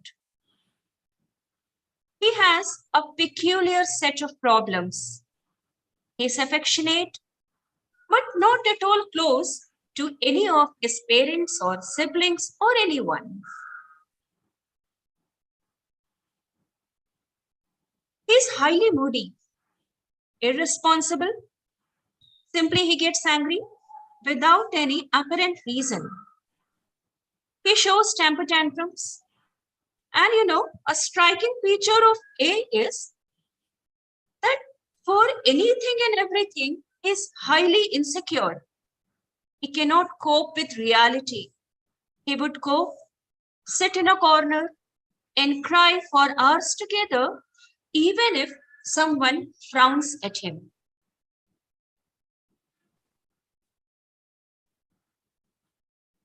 He just does not understand social cues, and therefore he misjudges interpersonal relationships. Sometimes he looks highly restless and he's afraid from within. And with all those things, last week he tried to steal money by breaking the glass and shutter of a nearby provision store. So he hit the security man too. So at present, he is in a correctional home or observation home, as these are the terminologies used in different countries. There, while interacting with him, somehow one of the officials guessed that he may be having learning disability. As this incident took place in US, counseling sessions were arranged for him, courtesy few NGOs, of course. And there, what he shared with the counselor clearly shows how mechanically we want everyone to act, how insensitive we are towards the most delicate field, sensitivity. This is how our people and the so-called civilized community functions. And we claim to be humans. When we say community, being safe, feeling at home, and valued must be the first compulsory conditions of any human community, right? Okay. For a moment, just keep aside learning disability. Even if you are left-hander, you know how harshly our community and its people react. And a commonly asked question is, why do you use left hand? Many of you would have experienced too, I'm sure. Anyways, let's come back to learning disability. Research studies say that if teenagers with learning disability are degraded and devalued just because they have few weaker or gray areas, it affects deeply their mental health and quality of life, that is their well-being. Everything gets affected. And see the condition, actually no entry if you are not smart enough. Doors are closed. So let's have a quick recap of the meaning of LD in terms of teenagers. We know so well that it's a neurodevelopmental disability, and as our understanding goes, it affects reading, writing, and mathematical skills. We also understand that learning disability affects a few higher level skills also. So what are those higher level skills? They are time management, organization, understanding complex social skills, abstract reasoning, problem solving, and so on.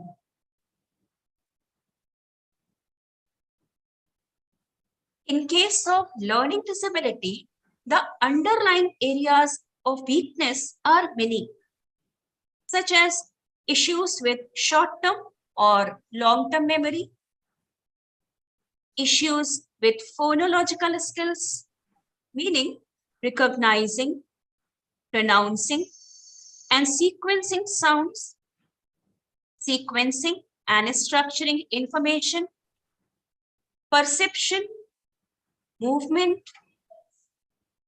everything. Actually, learning disability hinders in linking the information received from the different parts of brain. This is what happens with learning disability. So we must understand that learning disability affects the life of an individual beyond academics. It may be pretty difficult for teenagers with learning disability to remember long messages, instructions, and directions. Also, keeping track of ideas while speaking, listening, or writing may be very challenging to them. So, life is not so goody-goody as it is shown in movies. Let's move on. So, when we think of a child, the very next thing comes his family. What is a family? Family is the first elementary institution where the child grows up, grooms, and his total personality gets shaped. We all know that family is the strength of an individual, the relationships, joy, love, affection, feeling of belongingness, responsibility. Everything is impaired if you have learning disability. Then comes friendship. Friendship, a state of enduring affection, intimacy, and trust between two people. It's a lovely relationship that involves a series of interactions between two individuals. Okay, fine. Let me know how many of us can say that, yeah, I love my friend with all the issues previously mentioned. Then comes workplace. A workplace or place of employment is a location basically where people, they perform tasks or job or project for their employer. Okay. So I would ask the same question. How many of us have such a big heart to accommodate individual with learning disabilities simply without any mental barrier or obligation? Finally, the whole community. So what I wanted to say is the whole world of an individual gets impaired due to learning disability. Learning disability is called a hidden disability too. Why? A wide gap appears between the performance and the actual potential of an individual.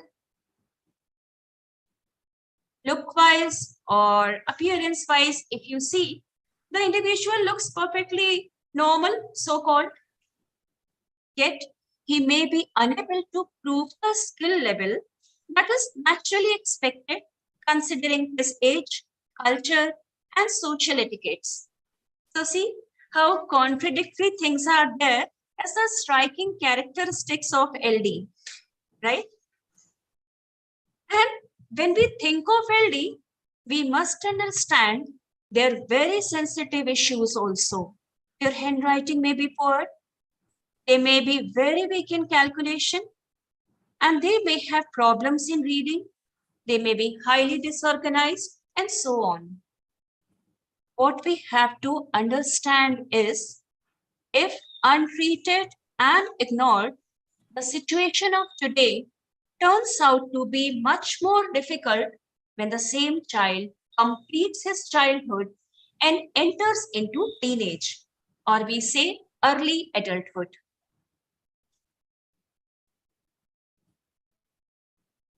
All that aggression, depression, loneliness, isolation, anxiety, and frustration become dominant in a teenager with learning disability.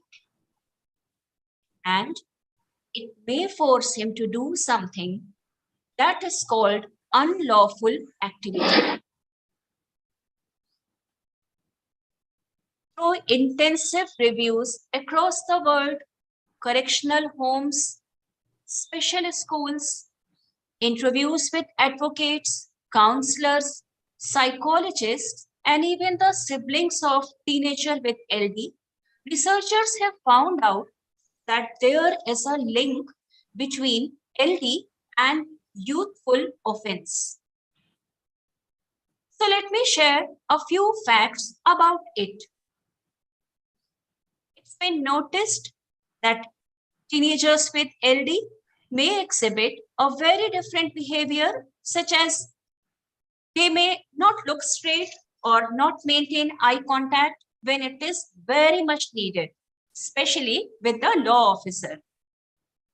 They may be restless, they may play with their keys or rings, or they are least interested in the conversation going on, or they would be totally silent.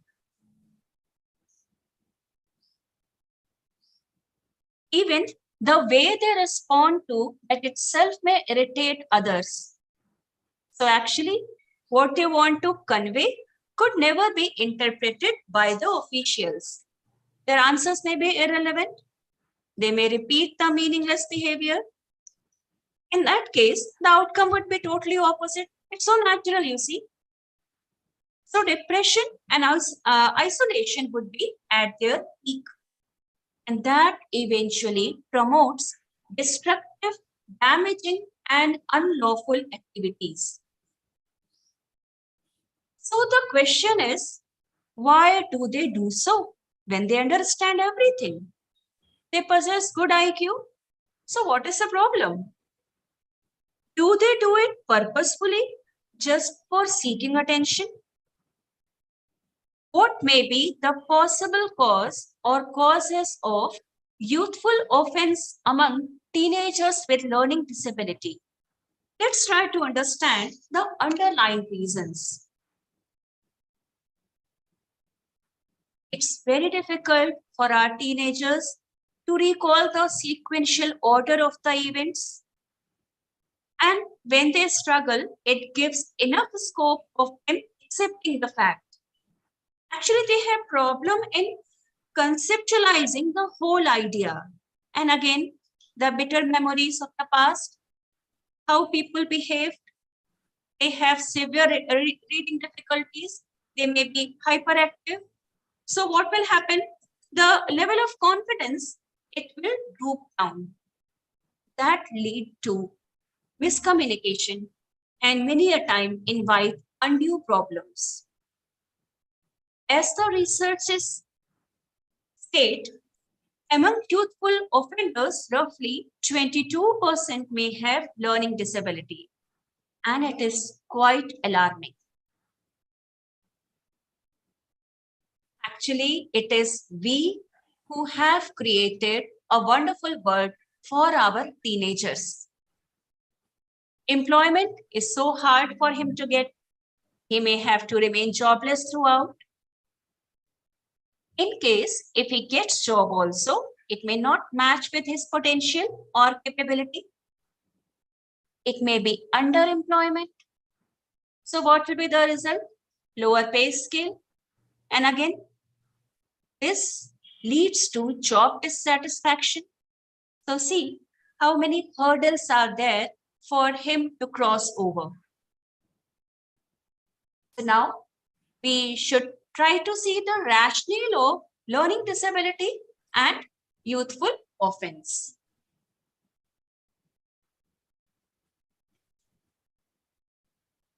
Just think over it. How will you feel when the school says, no, don't come here, please. You are so special. You will be failed. We cannot make arrangements for you.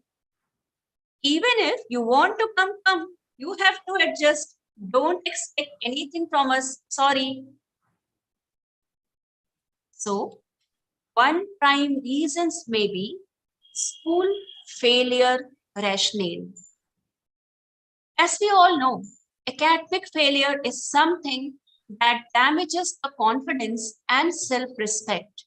Therefore, it may lead to antisocial behavior and a chain of those non-desired activities.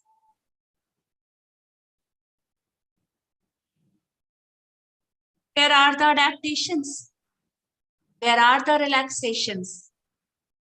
Where is the accurate choice for subject selection? And where are the remedial teachers? Where are the school counselors? In general, this is what we see all around. There have been researchers working on depression, anxiety, and loneliness among teenagers with learning disability. This is susceptibility rationale. It says compared to teenagers without LD, it is more fatal. It may lead to suicide or any other destructive behavior.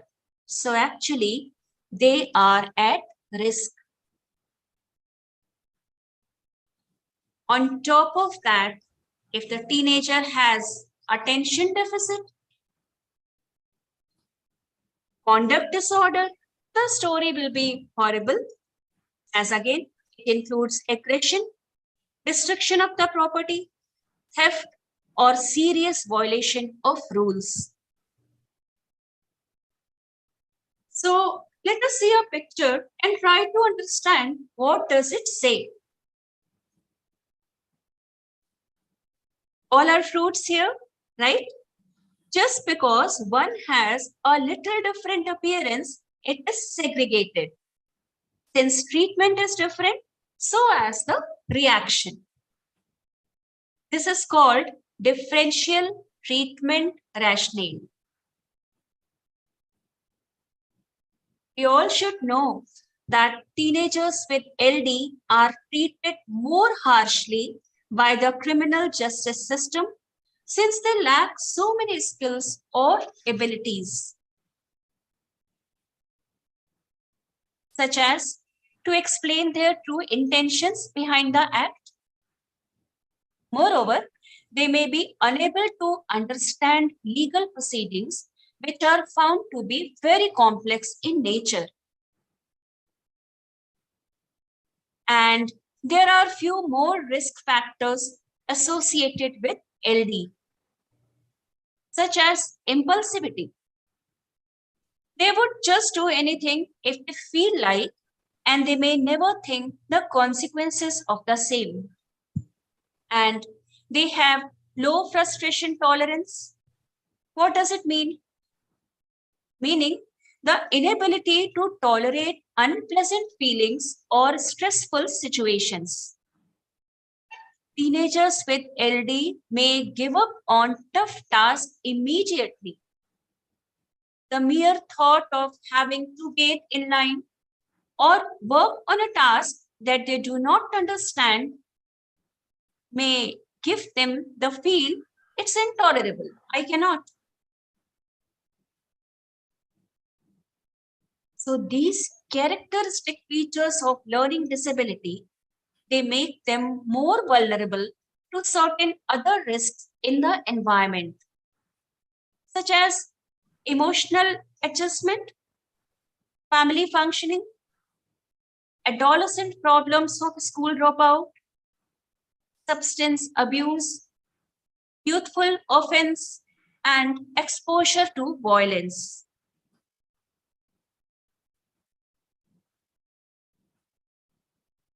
The cutthroat competition among the school-going teenagers makes them experience academic failure that we have discussed before, and then harsh scoldings, beatings, and negative attitude of the community become a part and parcel of their lives. Children with learning disability who have no or low interest in schools are more likely to engage in unlawful activities. So teachers and parents have to be watchful and very careful.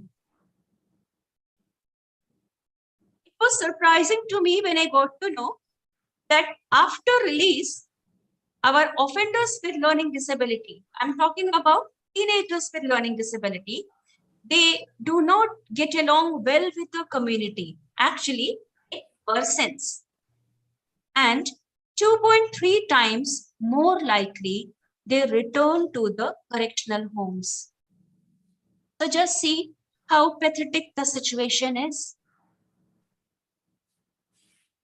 So the question arises, could LD also be one of the causes of youthful offense among teenagers? Not always, but we must not forget that continuous school failure generates rejection and poor self-concept among the individuals. And in turn, it may lead to youthful offense.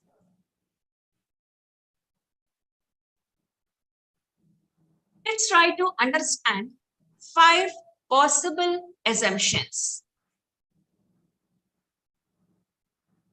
Learning disability may cause youthful offense, or vice versa, youthful offense may cause learning disability, or the neurological status of an individual causes both youthful offense and learning disability. Another 2 are learning disability and youthful offense, both they develop independently, but they produce a situation in which one or both become more severe. And 5th assumption is learning disability and youthful offense among teenagers are independent, but they appear to be related. So now, in order to understand the status worldwide, we shall see few more reviews.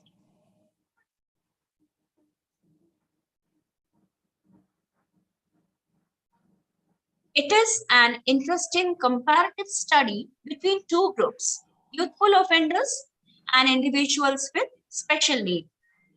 So under that, there were 3 categories: teenagers with emotional behavior disorder, teenagers with learning disability, and teenagers who were educationally backward.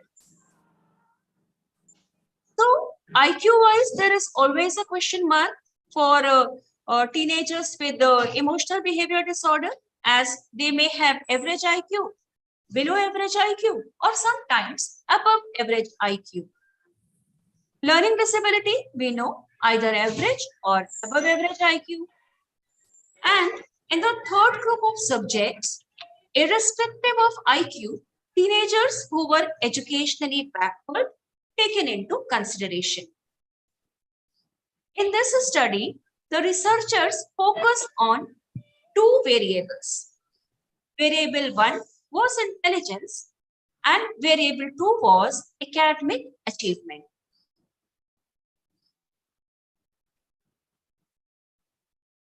Interestingly, in all the worksheets and practical exposure to measure intelligence and academic achievement, youthful offenders function very similar to teenagers with learning disability.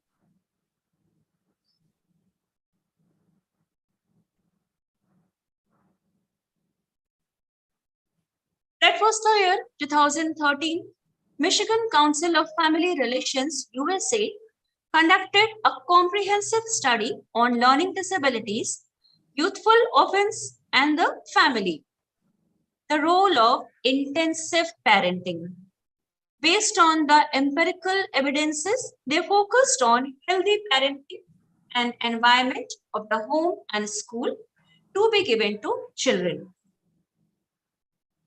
Few more examples from a different angle.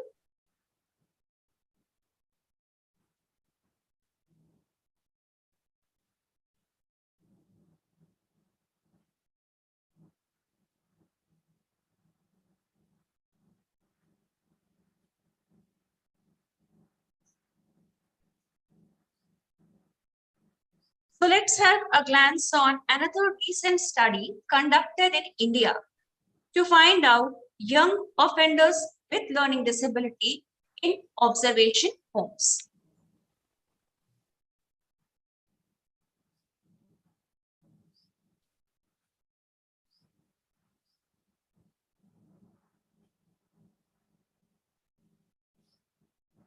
And this is the list of tools used to identify our teenagers with learning disability.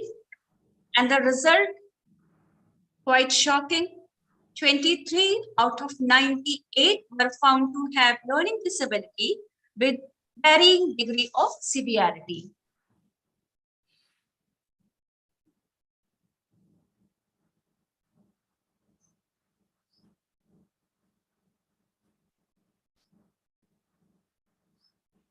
So educators, psychologists, and rehab workers have shared that if due focus is given on teaching self-regulation, anger management, and cognitive problem solving to children at risk from the primary level itself, the intensity of the problem might be reduced to a great extent.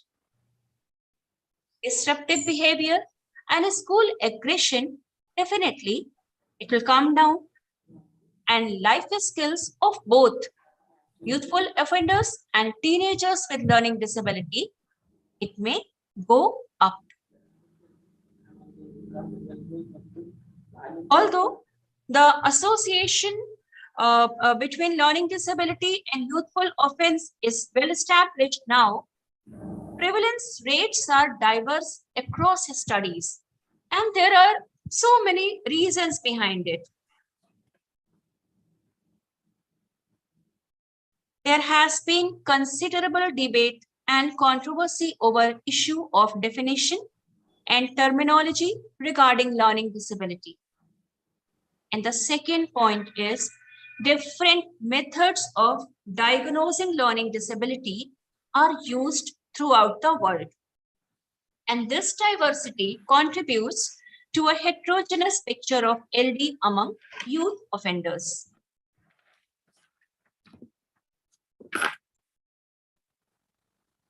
So actually speaking, this is the high time for us to ask, do we have sufficient framework for interpreting and identifying the issue, followed by systematic intervention? Do we have a universal framework? We need to. So there is a dire necessity for a line of research to examine the specific nature and suitable strategies towards the causal relationship between these two variables. And at the same time, we have to check, are we conscious enough that other than focusing on academics, certain preventive measures are must to be taken as early as possible? We need to work on holistic development for child with learning disability if we really wish to protect him from falling prey in the hands of misuse, exploitation, and violence.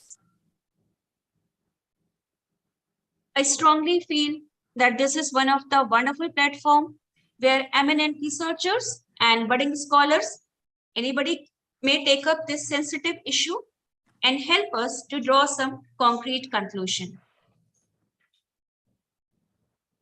So these are few of the references used for this presentation. Thank you so much for your patience listening. Thank you.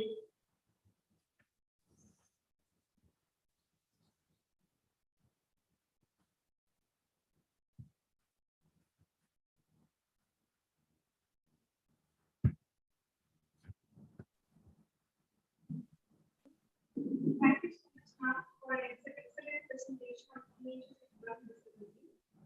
Very useful to know what are all the difficulties gone through teenagers with learning disability. It was an eye-opener to know that LD affects an individual beyond academics. Youthful offense. It was interesting to know the causes for youthful offense among the teens with learning disability. Differential treatment rationale helped us to broaden our knowledge and the risk factors it has got connected with teenagers with LD. It was shocking to know the number of teenagers affected with LD. Thank you so much, ma'am. Thank you for your wonderful presentation. Dear participants, now the forum is open for discussion. You're requested to post your queries to the chat box.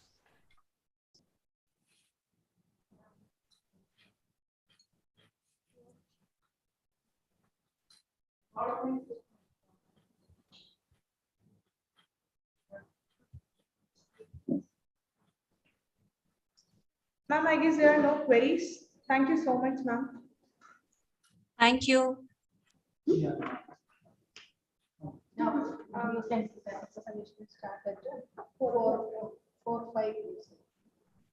Dear participant, we would like you all to take a break for another 15 minutes and kindly join back by 4:05 for the paper presentation session. Thank you.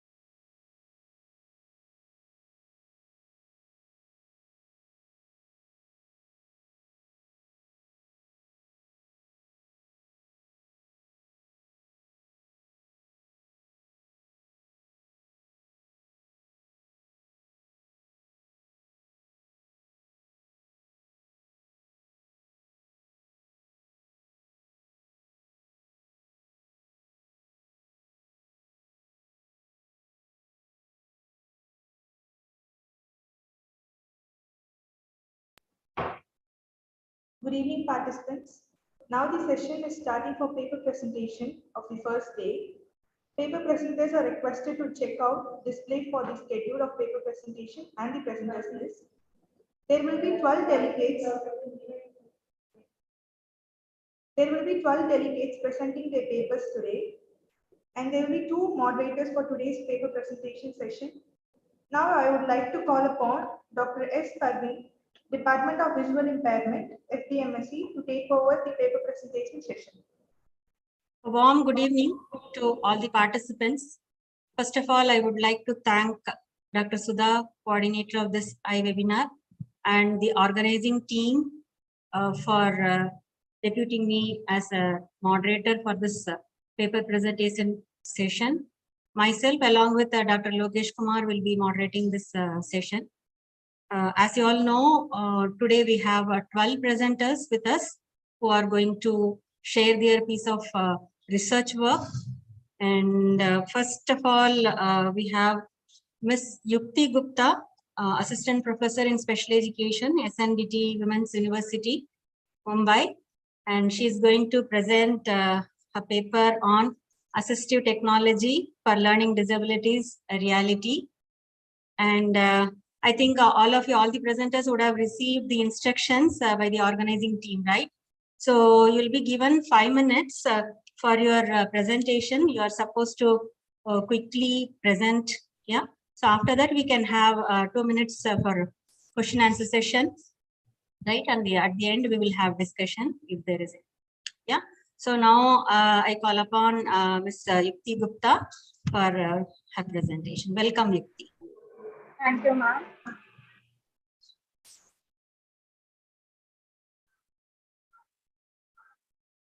Okay. Good evening, everyone. So my topic is Assistive Technology for Learning Disability or Reality. So the points that I'm going to discuss will be started by introduction, barriers, current status, future, models, and then I'll be concluding my presentation. Starting with the introduction, as we all know, assistive technology can be broadly conceptualized as any technology with the potential to enhance the performance of persons with disability. So assistive technology really helps to enhance the performance of persons with special needs. Along with, we know that there are 2 types. There are many, which we start from maybe a no tech to the high tech, but I'm going to include only 2, wherein I'm going to talk about the 2 technologies, that is low tech and high tech, and which incorporates technology designed specifically for people with disabilities, as well as general technologies developed for use by general public. So because the entire technology spectrum holds promise for learners with learning disability, that is LD. We do talk about computers, where there is a huge demand of computers when it comes to learners with learning disability, and it is also often associated with this population. But we do forget that computer is not the only assistive technology, but there are many other tools available for them.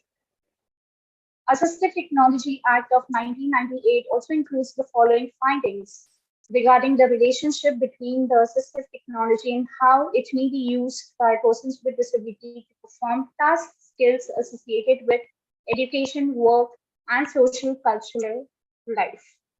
So now when we talk about assistive technology, and it is a natural part of the human experience and is no way diminishes the rights of individuals to live independently, enjoy self-determination and make choices, benefits from an education, pursues meaningful careers, enjoy full inclusion and integration in the economical, political, social, cultural, and educational mainstream of society. So we do understand that how assistive technology plays an important role to make children with learning disability or learners with learning disability to live independently and to bring in full inclusion in the society. Now, there are certain barriers to when it comes to implementation of AP devices. The very first is print barrier. We do understand that children or learners with learning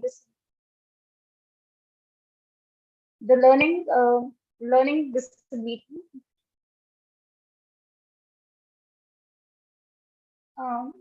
is my slide getting changed? Sorry, but just wanted to cross check.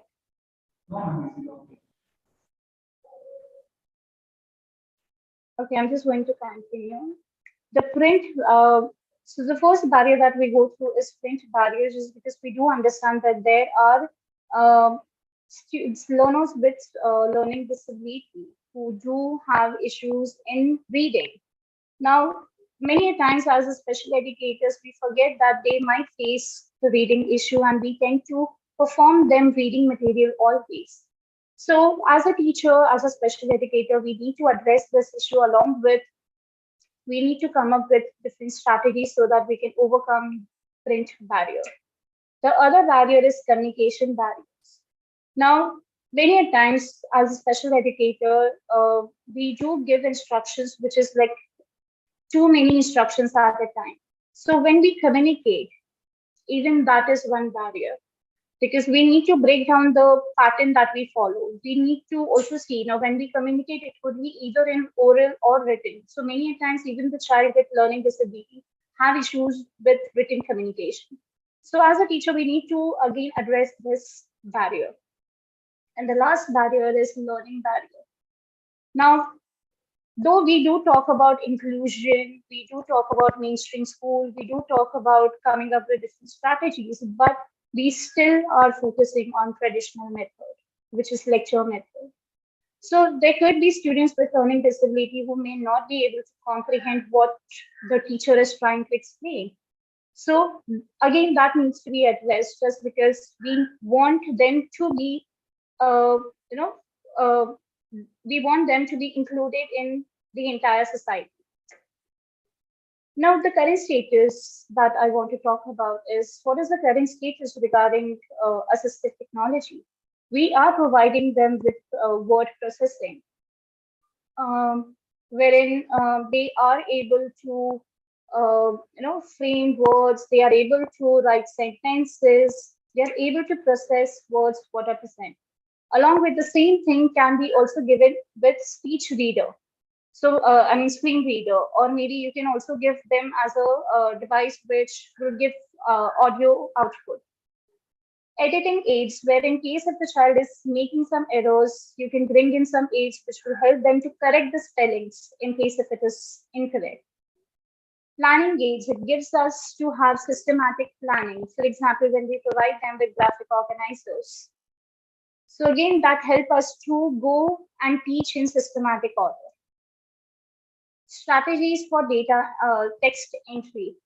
So it is difficult for children with learning disability, but if we give them proper tools, if we give them proper aids, they are able to come up with proper entry.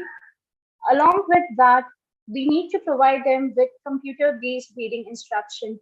We do have computers. We do provide them with computers. The only drawback is that we don't guide them how to use it when it comes to audiobooks. How many of us actually know that we can use Daisy books to provide them with audiobooks? Very few. So as a teacher, again, we need to know about how we can provide them instruction using computer. And at the same time, there should be some technical advances where the child should get some devices which are technically and could be could come under high tech.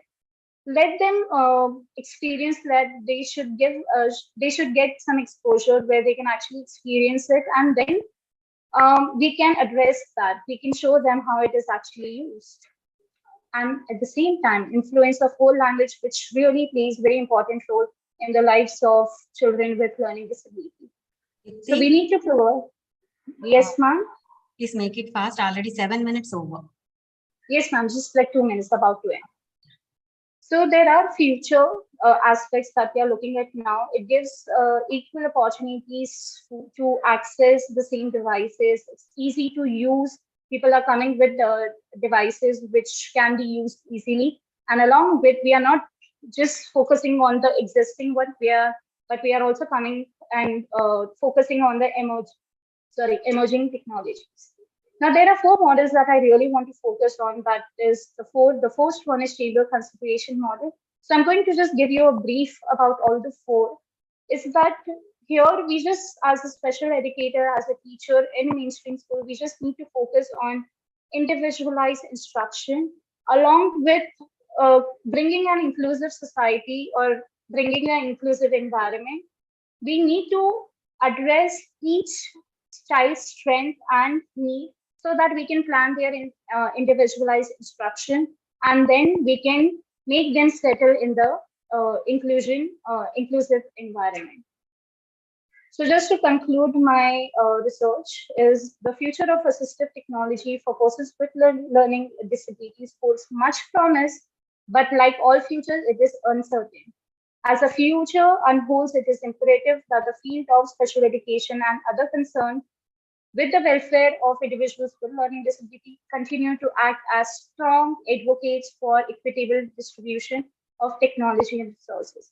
So we really, as a teachers, we need to address and we need to talk about assistive technology so that people know what kind of devices we can use for children with learning disability and other disabilities. These are my references. Thank you. Thank you, Yutti, for your presentation.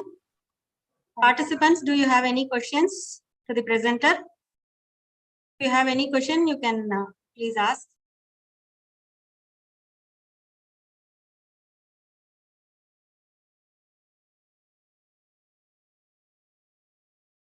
I think a few hands are raised. Karthikeya Selvam, is that they are asking for questions? Just check.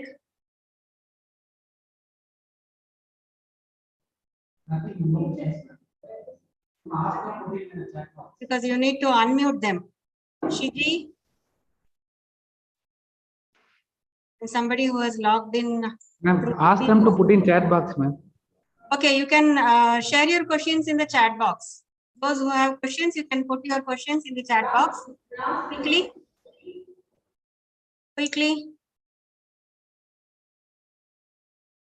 If there is no question, we can pass on to the next presenter.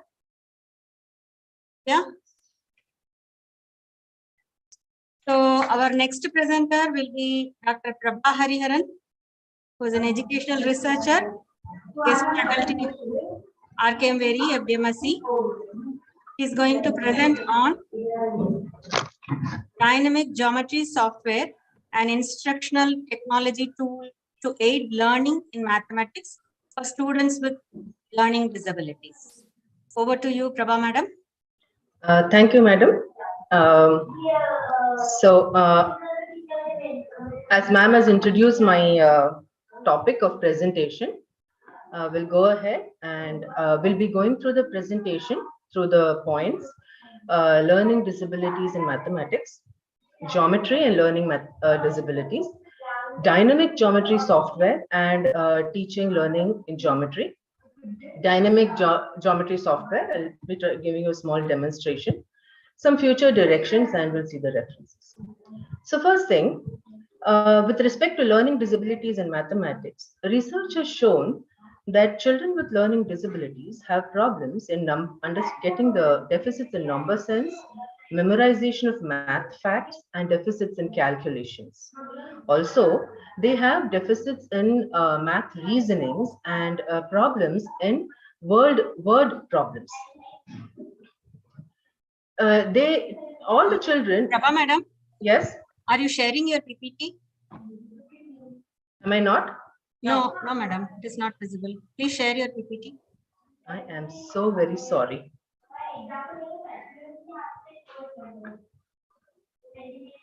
Okay, shall I start again, or what's the time? Shall I continue? Can you see? Yes, ma'am. Can you see, ma'am? You can make it full screen. Okay. Shall I start again, ma'am? Yes. Or you can go ahead with where you stop. Okay, fine. So basically, I spoke about the learning disabilities in mathematics, that the research has found that children with learning disabilities have deficits in number sense, memorization of facts, and calculations. Further, they also have problems in math reasoning and word problems. They typically start with developmentally immature methods of counting, such as counting all, and typically developing children move on to counting on strategies, which are developmentally more mature counting strategies. Whereas children with learning disabilities have a delay in this shift. Now, with respect to geometry, geometry is a core content in high school mathematics, which includes theoretical, practical, and analytical parts. It is very important for development of analytical and logical thinking. It is very important for all students, including students with learning disabilities. And some instructional components, such as skill modulation and explicit thinking, skill modeling and explicit instruction, have been found through research that they are very helpful for children with learning disabilities in learning geometry. So now we come to what is dynamic geometry software. This is an instructional technology. It's basically an interactive software to learn geometry concepts. It uses these instructional components, which have been shown to be useful through other researches, and it uses real-time movable figure options, which allow visualization of your geometric diagrams through manipulation by moving the points or lines, and these help to understand the basic mathematical properties, and it can allow the students to learn at their own pace. Some examples are Geometer's Sketchpad, GeoGebra, and Geometria. The website there gives a more detailed list of examples. So here's a small demonstration. So I'm going to demonstrate the geometric theorem, teaching of the geometric theorem. Angle subtended by a diameter of a circle on any point on the circle is always a right angle. So this is a website which will take us to the site, but I have it readied here just for the purpose of convenience. So here is the GeoGebra,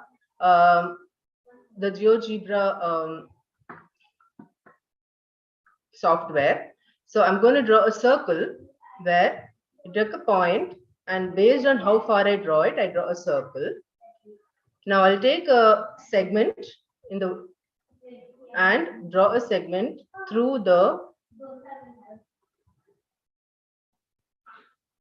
through the center. So this is the diameter. Now I will draw two smaller segments such that they subtend an angle inside the on the circumference of the circle. Now this is the angle that we want to see. This is the angle that we want to mark, and now this angle is marked, and it becomes this. This is 90 degrees. Now suppose we want to show that wherever on this point we have a point at which the angle is subtended, it is 90 degrees. What we need to do is, what the teacher needs to do is, to use the move tool and point to this point D and move it on the circle. Now if you see anywhere the point D is moved on the surface of the circle, the angle stays 90 degrees. So this shows that the theorem that an angle subtended by the diameter at any point on the circle is always a right angle. So another example is the inscribed angle theorem, which is can be tried by anybody. Now I have some future directions here. That is the dynamic geometry software is free, and they can be used by the teachers. Some of them are on web, some of them are with downloadable options. You can also use video recorded activities. However, they are not controllable by the teacher because the video maker has already done it. Definitely, this needs a lot of more research on studying its effectiveness in Indian school settings. These are some of my references. Thank you very much for the opportunity. Thank you very much.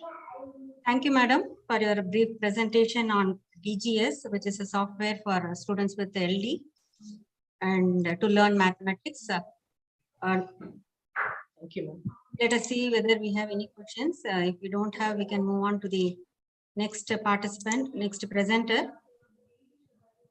I would like to call upon next presenter, Dr. J.B. Disha, Assistant Professor in Special Education, RKMVERI FDMSc, who is going to present on educating students with specific learning disabilities, role of teachers. Good evening, everyone. I shall present my PPT. Is it visible, madam? Yes, Disha, madam, you can make it full screen. Now? Yes, madam. Yes, please. So the title is Educating Students with Specific Learning Disabilities, Role of Teachers. So we know teachers are often expected to assess, diagnose, and help students overcome their learning difficulties in a time fashion. So they have to handle both children with the disabilities and without disabilities in their classroom. So one among the disability is learning disability. So the learning problems of students with specific learning disabilities are unique and they are differ from one another in their learning style. So from morning session onwards, we have seen in LD, there are different types of learning disability. So each and every one have their unique problem and their learning needs. So few research mentioned that teachers, professionals, attitude, energy, their motivation, and teaching skills are very, very important for the quality of learning. And most of the research shows that teachers who are working in inclusive education, they have problem in identification of LD, students with LD, and how to include in their classroom. And they have also problem to communicate with parents about their problems. So teachers need appropriate strategies to manage these challenges so they can able to provide a quality education to all the students. So now coming to the point, what are the roles of teachers in providing education to students with specific learning disabilities? So we know as a teacher, we are giving more importance or we are giving more energy to what to teach. So what content I have to go to teach. And also we are very much concerned about how to teach, how to convey this content. But we are not focusing or we are not providing importance to whom to teach. But first we have to start with whom to teach. So who's our children, whether disabled children or non-disabled, in disabled also, what kind of problem they have. So first we have to concentrate on whom to teach, then come to what to teach, then how to teach. So this is the process of teaching children with any kind of disability or normal children. So now coming to the first role, it is identification of problems. So this is the first and foremost duty of the teacher to diagnose and to identify their learning problems of students. And the second, after identifying their problem, we have to understand what is the nature of the problem. So if you see this SLD has strong impact on psychological process. So it comes start with perception, attention, memory, and organization. So perception is the ability to receive any information through our sense organs like a visual sense or auditory sense. So these perception process is very, very important to recognize or to compare or discriminate the information. So students with LD have this perception problem. Because of that, they have making mistakes or they have a problem in reading words, letters. And the second one is attention process. So this is the ability to receive any information. Okay, so here children with a learning disability have attention problem. Because of that, they are not concentrating in their classroom. It shows their poor academic achievement also. And the third process is memory. So it is the ability to organize information for learning from the previous knowledge. So because of this problem, memory problem, they are not able to remember and restore the information. Because of that, they can't apply those information in a new situation. And the last one is organization. So this is the ability to organize information in orderly manner based on the environment or based on the situation. So here also they have problem in organizing the informations. So based on this psychological process, they have problem in listening, reading, spelling, calculation, writing, communication. So based on this, we are dividing, or we are giving a different type of problems of LD, right? Now, we have to provide appropriate educational services. So after identifying or after understanding the problem of a child, we have to give a proper place for education. Then individual educational plan. So this is the art of special education. So here you have to plan what are the necessary components or criteria have to include in the individual educational plan. They have to prepare for each and every student. And the important thing is you have to do adaptation. So accommodating or modifying the environment or content or the material according to the child need and their ability. So you can do learning methods, materials, infrastructure, and evaluation process. In all areas, we can do accommodation and modification processes. And the next thing is we have to select appropriate teaching method. So for handling children with learning disability, first you have to present the content into small steps.